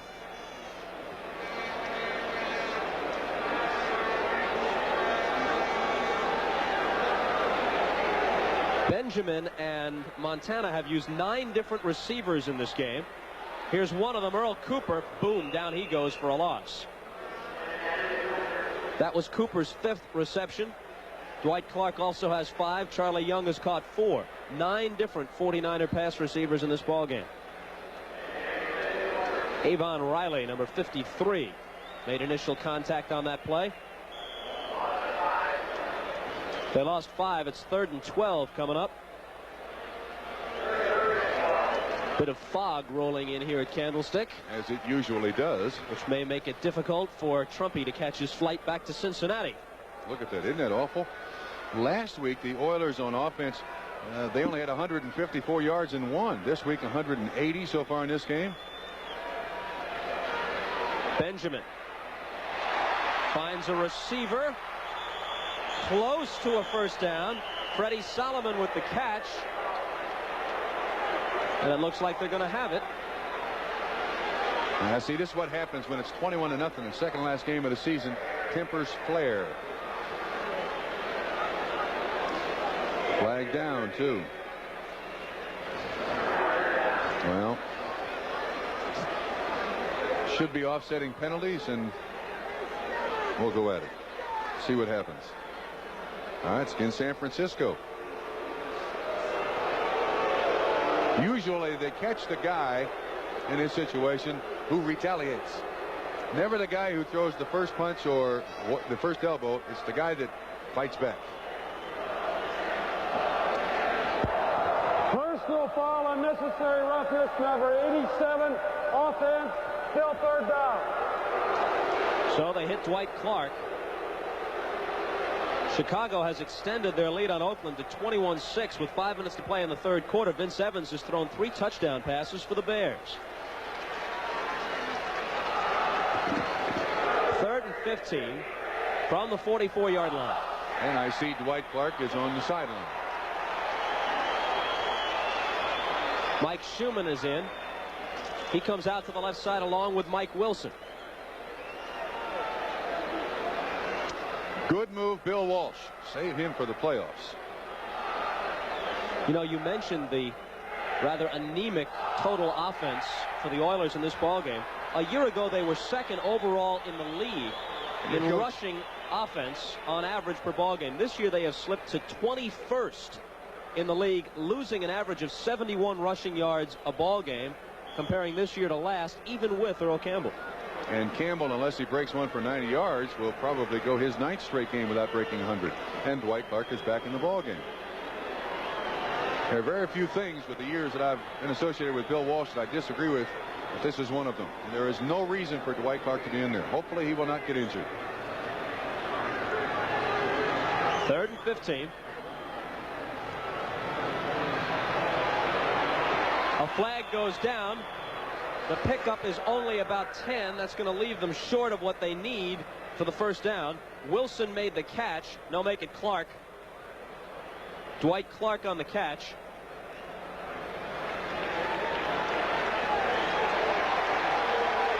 I believe the penalty is going to be, as you watch the reception here by Dwight Clark, the penalty is going to be on Houston for pass interference. Greg Stemrick, number 27, had his hands on the outside receiver, and therefore it is illegal.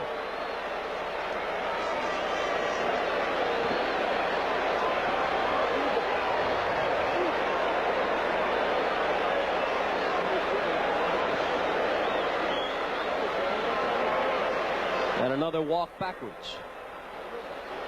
No, or forwards. It's got to be forwards. It's against Houston. You're right. So they have to go the other way. I think it's illegal contact by Greg Stemrick. Holding number 27, defense, first down. And it is Stemrick. And giving them a first down just shy of midfield. Excuse me, Bob. Now Dwight Clark once again on the sideline. And they do have a backup for each one of their wide receivers. They have Schumann and Wilson. There's still no reason to have Dwight Clark in there. They are not thin at wide receiver.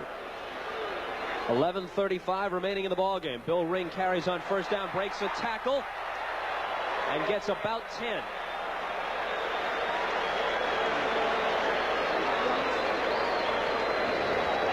I think this will show you that the San Francisco offense is still playing. Oh, that is dangerous. At that point in the ball game, 66, who is Alan Kennedy taking on Skogstad. I hate to see that. I hate to see that. That is legal. They are blocking or clipping between the tackles, and that can result in surgery. Oh, I hate to see that. That's not what the game is about. Ring gets the first down. It was second and less than a yard. Art Stringer makes the tackle, number 56. Ring is a youngster out of Brigham Young. Technically not a rookie. He had a few games of NFL experience prior to this year. Well, that says a lot. 20-6 in first downs. They had just 7 first downs last time they played against Cleveland. So that's so far 13 in 2 football games. 21-0 49ers. 10:15 to play in the game. Benjamin in relief of Montana. Finds the target, Cooper. Cooper is inside the 30 to the 27-yard line of the Oilers. His 6th catch on the day. And over the last 2 weeks, Earl Cooper has literally changed personalities. They were very worried about him earlier in the season. He had not had a lot of playing time. And he shows right here something that had been a problem for him. He puts his head in there. In previous weeks, he kind of shied away from contact, some of the San Francisco 49er coaching staff felt. But I believe that first play that the 49ers had to start this football game, the screen pass out to Cooper, got his mind right, because he has played well today. He's had, 6 catches. He's also carried the ball 5 times for 38 yards. That's not a bad day. Benjamin to the air. Has time. Has a receiver. Has a touchdown. Mike Wilson, the rookie from Washington State.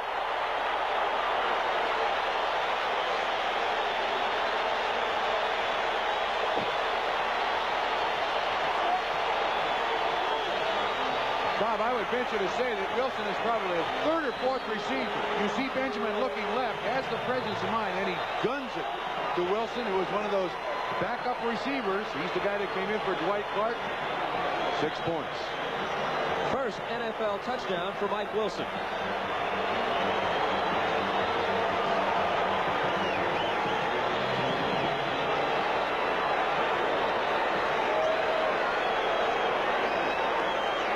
Wershing boots it through. He has been perfect on his PATs today and through the season. That is not only his first touchdown, that is his first catch of the season. 1 catch, 1 touchdown. 9:15 to play in the ball game. It's 28-0 49ers. There's the snake. Just another day at the office. I want to correct myself. That was Wilson's 8th reception of the season. His first for a touchdown. And Mr. Stabler has not seen any action today. I also want to correct another thing. I said that they took a plane to Dallas. Well, it wasn't to Dallas, but somebody was telling me one of the games that they traveled to, the 49ers, they took the L-1011. They continue now to fly on L-1011s. They took one last week to Cincinnati. We'll get this all straightened out here. We got 9:13 left in the 4th quarter. Reverse.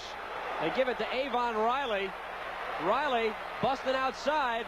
40-yard line, might go all the way. Dwight Hicks has a crack on him at the angle, and he gets him out of bounds. All right, we got some action. To the 33-yard line of the 49ers, a 56-yard return. How about that for individual talent, though, by a linebacker? 53, Avon Riley. 6'3", 211 pounds, a 9th-round draft choice out of UCLA, and he can flat run. I mean, that shows me good speed.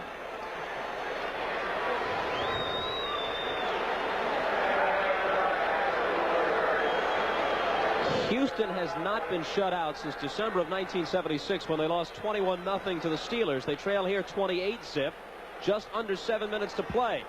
Nielsen throws to Ken Burrow, and 0-0 tries to come back the other way with no success. Milt McCall, 53, was there. Boy, that was a bust.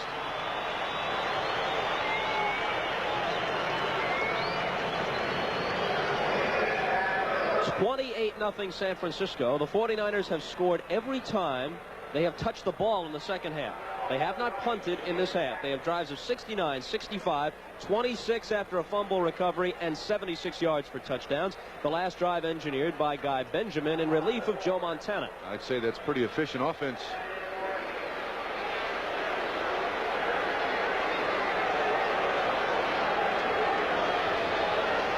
Second and 14. The draw play to Earl Campbell. And down he goes at the 30 after picking up 7 very tough yards. Bobby Leopold, second-year man for Notre Dame, with the tackle. Hit him right between the shoulder blades, too, from the back. Watch this tackle. You'll see from the left of your screen, number 52 come. Boy, that is a head snapper. Suffer whiplash from a tackle like that. 3rd and 7. Clock running.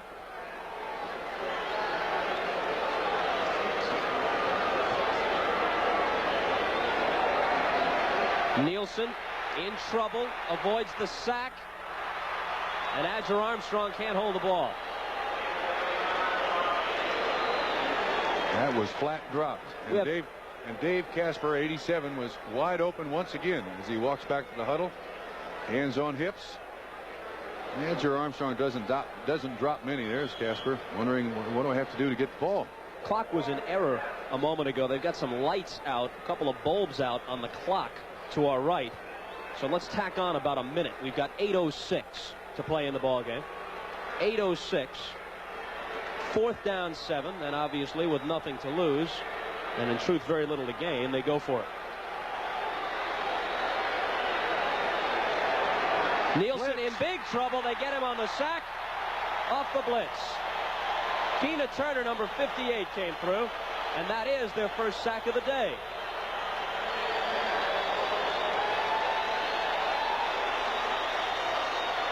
The 49er fans are loving it. You'll see the running back here try to make, no, actually it's the offensive guard. 62, I believe, Schumacher, or was it Fisher? 60, try to make the pull out of the line of scrimmage and make the block on Turner, but no. First sack, San Francisco takes over. All right, so the 49ers have the ball again at their 41-yard line. 8:03 remaining in the game.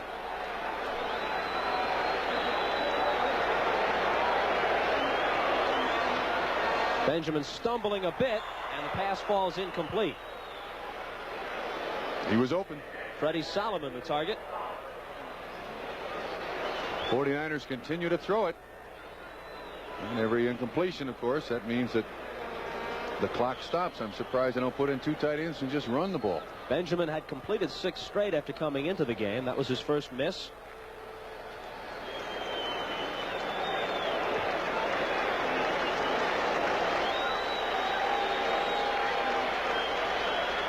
Mike Wilson, who caught a touchdown pass a few moments ago, to the right. Mike Schumann to the left. Bill Ring carries on 2nd down, and 3 or 4 very tough yards. Ring was with the Steelers a season ago and roomed briefly with Rocky Bleier.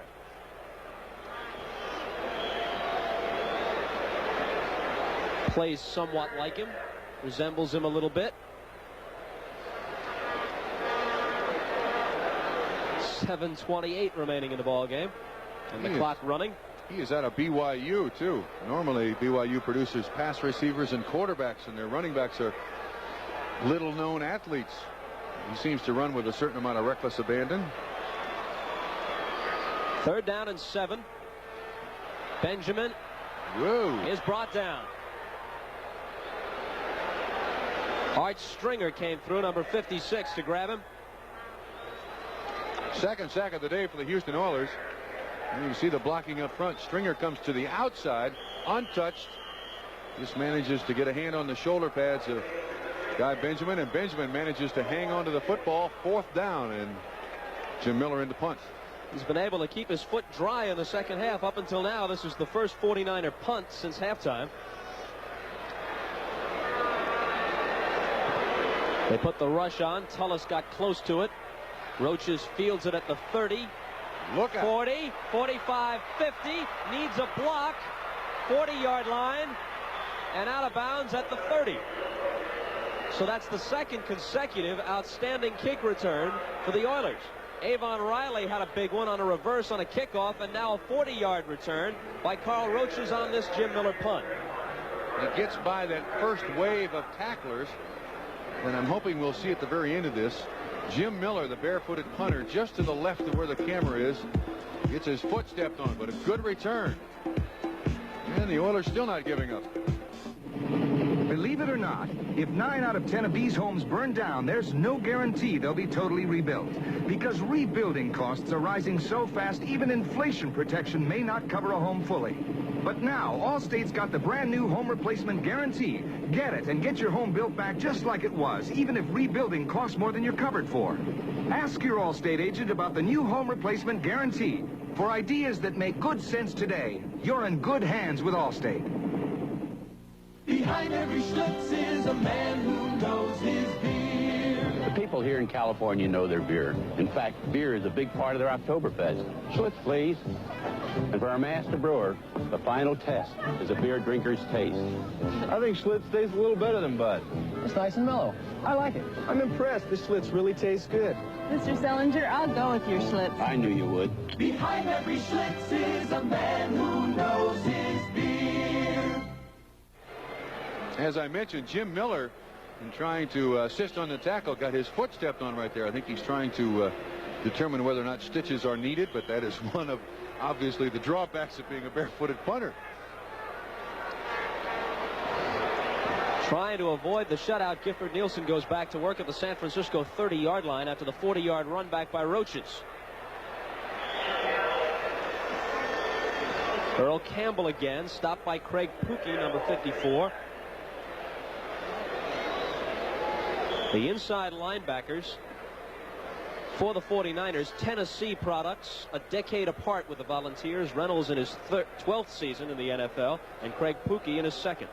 Campbell now 16 carries, 48 yards. Last week, 15 carries, 30 yards. Exactly 6 minutes left. 2nd down, 7. Loose football off the snap. Wow. 49ers think they have it. And the officials say they're right. The second Oiler turnover of the ball game. Bobby Leopold, number 52, makes the recovery. I'm not sure exactly what happens there, although it does appear that Carl Mock pulls out very quickly, and that may have caused the fumble.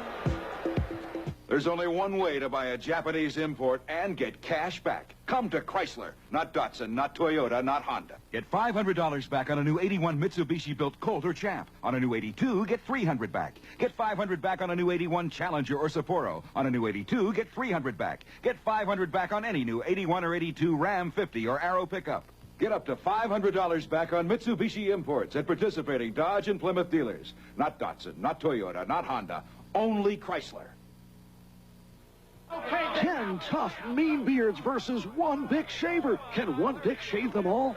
Bic, say your prayers. My beard's gonna send this Bic to the showers. That Bic is gonna beg for mercy. It's amazing. It looks like one Bic shaver is going to shave these 10 tough beards. Looks like Bic wins. I got a great shave also. No way. Let me see the replay. Yes, one Bic shaved these 10 tough beards. How many shaves can you get? You'll watch the exchange from center, and it appears that Carl Mock does not get the ball in the right spot because he knows immediately that there was something wrong with this snap. Watch his head turn around immediately. He knows the ball is not delivered correctly. And you see the ball on the ground or in the air about to go to the ground. Anyway, San Francisco's ball and the kicker's foot, Jim Miller. Guy Benjamin trying to give him some work. This is not what he had in mind, though, as he's driven back to the 20-yard line. They'll spot it at about the 25, a loss of 8 on the sack. So they're not going to run the clock out. They want to give Benjamin a chance to run a few plays, put the ball in the air. That's the second, make it the third Houston sack of the day. This is a Benjamin sandwich here. And this sounds ridiculous, but I would think that that would help Guy Benjamin. He has not had a great deal of activity this season, and when you get hit a couple of times, why, you know it's a football game. Stand out there and just throw it without being bothered. It's like practice. 5:20 remaining. 2nd and 18. And that came a lot closer to Bob Trumpy in the booth than to any eligible receiver. Good coverage by Robert Brazil, standing right out there. Kind of disrupted the screen pass that they were trying to set up. And Benjamin made the wise choice in just throwing it out of bounds. 3rd down and 20 or 18.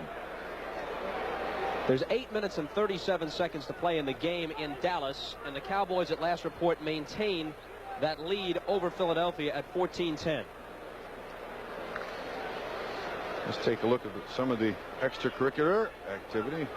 Greg Stemrick, fine player, but the frustration of a 6-8 staring at a 6-9 season, down 28-0. Anything can happen. Benjamin needs 18 yards, completes his pass to Ring, but Ring is brought down at the 28 or 9-yard line, and they'll have to punt. Ted Thompson makes the tackle, 51. Now, Bob, this has got to stink. Jim Miller is coming on the field, and he got stepped on that bare foot, and that's where his foot makes contact with the football. This has got to sting.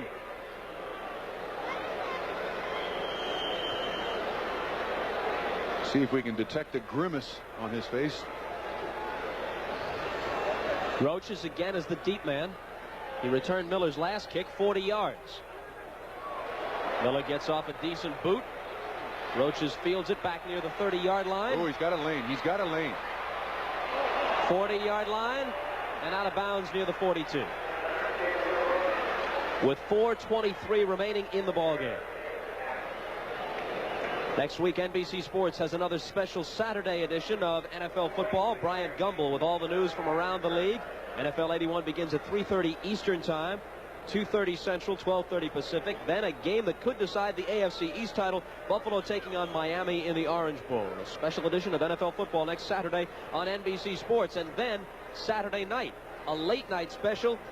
Dick Enberg and Al McGuire will be at Pauley Pavilion. Number 7 DePaul takes on the Bruins of UCLA, 11:30 Eastern Time for that one.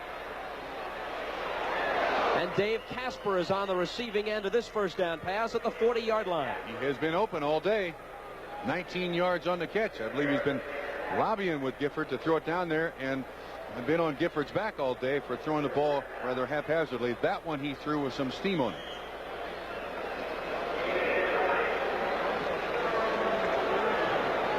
.355 to play in the game. Harold Bailey is in the ball game now, number 11, as a wide receiver, flanked out to the left side.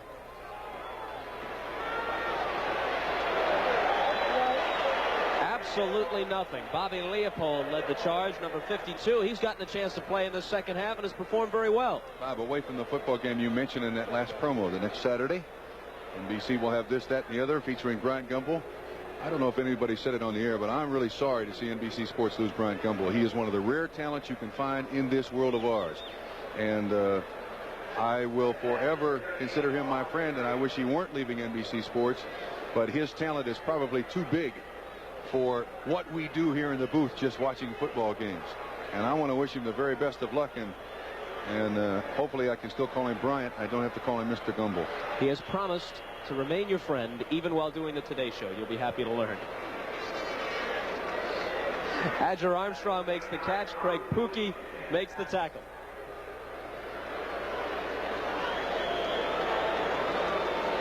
You can still call him Bryant, but you have to call Tom Brokaw Mr. Brokaw. Okay, I'll settle for that. 3rd and we'll call it 10. 2.5 minutes left in the game. Nielsen. Coleman makes a nice catch, but he's short of the 1st down. Look at the turf right behind his feet. He must have dug up about 1.5 foot of turf. Look at that. Look at the way it's folded up there. It looks like a C as opposed to ground. My goodness gracious. The Oilers were averaging 116 yards rushing per game coming into today's game, and they have rushed for about 52 yards today. Yeah, the 49ers have to this point given up 13 points in the last 3 games. And that includes this game if they continue to go. There's Eddie Biles. I'm sure he was hoping for a lot better performance out of his team today. We've reached the 2-minute warning with the score. The 49ers 28, the Oilers 0. Take a look at aluminum flying, aluminum trucking, aluminum driving, aluminum jet foiling. Aluminum is reducing weight and saving energy because the lighter something is, the less fuel it takes to move it.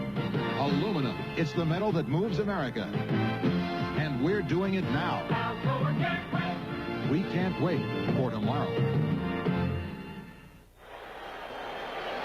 The executive producer of NBC's NFL Football is Don Ohlmeyer. Coordinating producer Ted Nathanson. The telecast of today's game at Candlestick produced by Roy Hammerman, directed by Jim Cross. Technical director Wayne McDonald.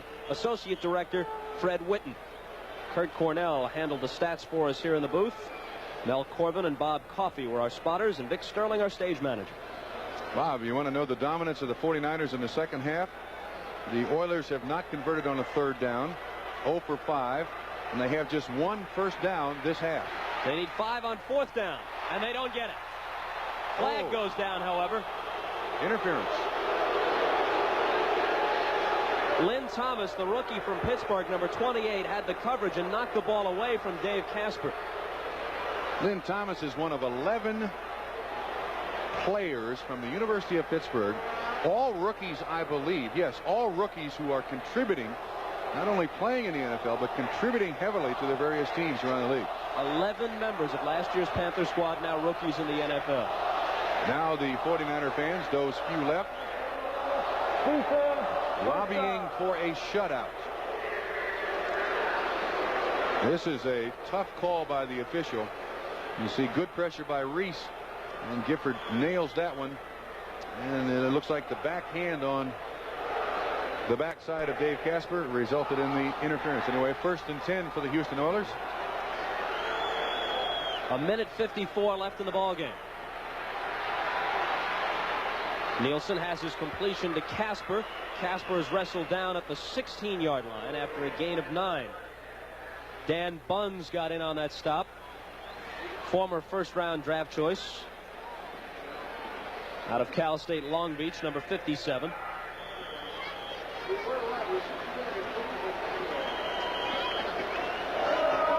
Second and a long one coming up. Timeout, Houston. Well, when you look at those completions, 21 of 29, that's a bit misleading as to Nielsen's effectiveness today. I believe I've already spoken enough to that.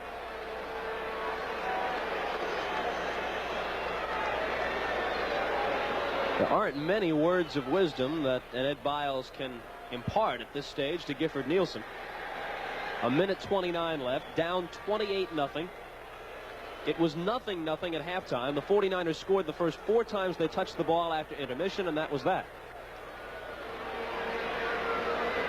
In fact, on a day like this, and with the Oilers' sputtering attack, it was really over after they went up 14-0. There was very little doubt after that.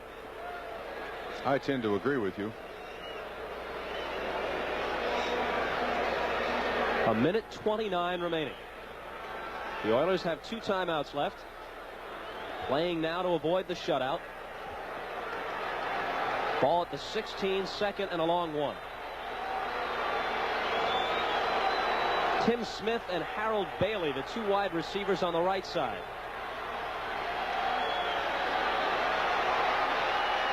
For Bailey, batted in the air, incomplete.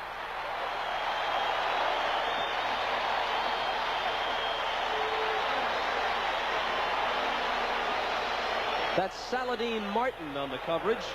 He let us know before the game that's the way he wants his name pronounced. Not Saladin, Saladin Martin. This is a great recovery by whatever his name is.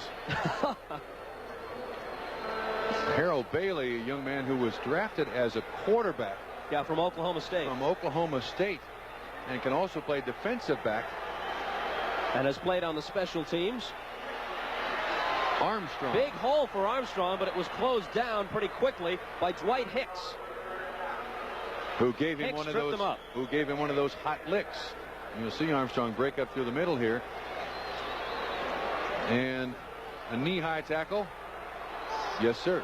Hello, Candlestick. Got him the first down, however, at the 9-yard line, and here's the pass into the end zone, and interference is going to be called. Good call. Intended for Tim Smith, number 83. It's going to be 1st and goal for the Oilers.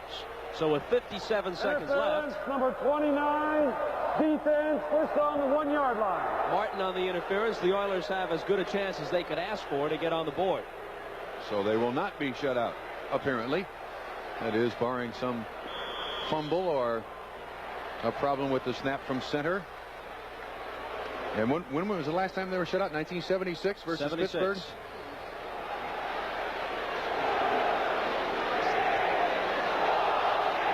The Oilers have 2 timeouts left, so they can keep the ball on the ground and try and punch it in. They have Campbell, Armstrong, and Wilson as the 3 backs. There's Armstrong in motion. There's Campbell carrying. And he is denied. Or is he? The official comes into the middle of the pack and falls down. Gets up to say touchdown. He was the only one out of 7 standing down there who said touchdown. But nevertheless, it's on the board. Well, let's watch. Right from the line of scrimmage. Does he break the plane? I would say that is a very gracious gesture by the official in allowing the Houston Oilers that touchdown. Didn't look to me like he made it, Trump. No, where does he break the plane? There? No, before that is what they would say, I think. Just when he made contact with Buns, number 57 is where they must have seen him break the plane. So Campbell gets the touchdown, making the score 28-6. And now Tony Fritsch to kick.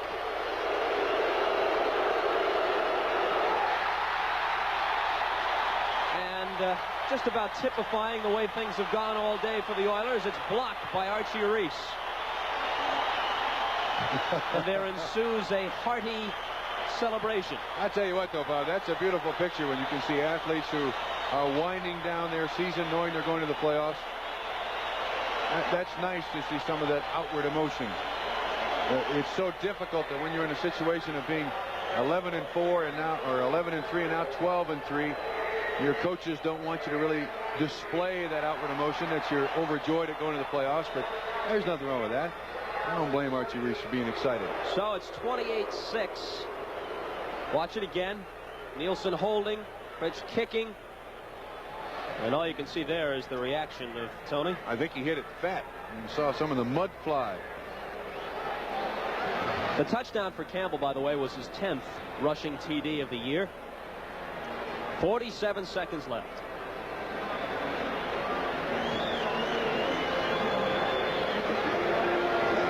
To repeat something we said in the early stages of this football game. Eddie Viles told me before the football game that Earl Campbell will not be traded. And to put the mind at ease of one Earl Campbell, apparently told him personally that, Earl, you are my man. There is nobody in this league that I would trade you for. The Cowboys, after trailing early, have now lengthened their lead over Philadelphia 21-10 with 4:55 to go at Dallas. Ron Springs, the last touchdown, a 12-yard run. So if that holds up, the 49ers are going to have to win next week at New Orleans to be sure of the home field advantage in the playoffs. The onside kick attempt, as expected. The 49ers coming up with it, as one might also expect after watching this game and the way things have gone. Good point. 46 seconds left in the ball game. A valiant effort by the Houston Oilers. Not about to give up. It takes some talent to do that. You know, interesting. Ray Washing and Tony Fritsch can stand out there in the middle of the football field and speak Austrian to each other. The only two kickers in the league from Austria. Perhaps the only two people in the stadium from Austria. Fritsch from Vienna, Washing from Muncie. Here's Earl Cooper from Rice. You can tell Trumpy has to catch a plane. 40 seconds remaining. And I want these people out of this stadium. I mean, they're all still hanging around here. What's wrong with them? The game has been over for a long time. Get out there and get out of my way. 28-6 the score. Yeah, I suppose that's true. Somebody in the booth here just said they've been waiting 10 years for this. They're going to enjoy every last tick of it. And besides, the seats here are expensive.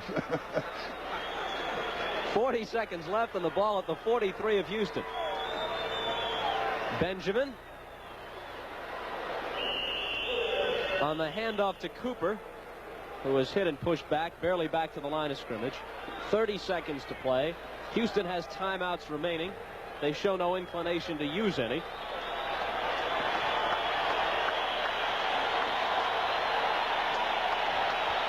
This man now has back victory and 11 in his last 12 outings. The 49ers are 12-3 on the season. And the Oilers are 6-9. 2 seconds, 1. Situation reflected on the face of Eddie Biles, and the final score, the 49ers 28 and the Oilers 6. It was 0-0 at halftime.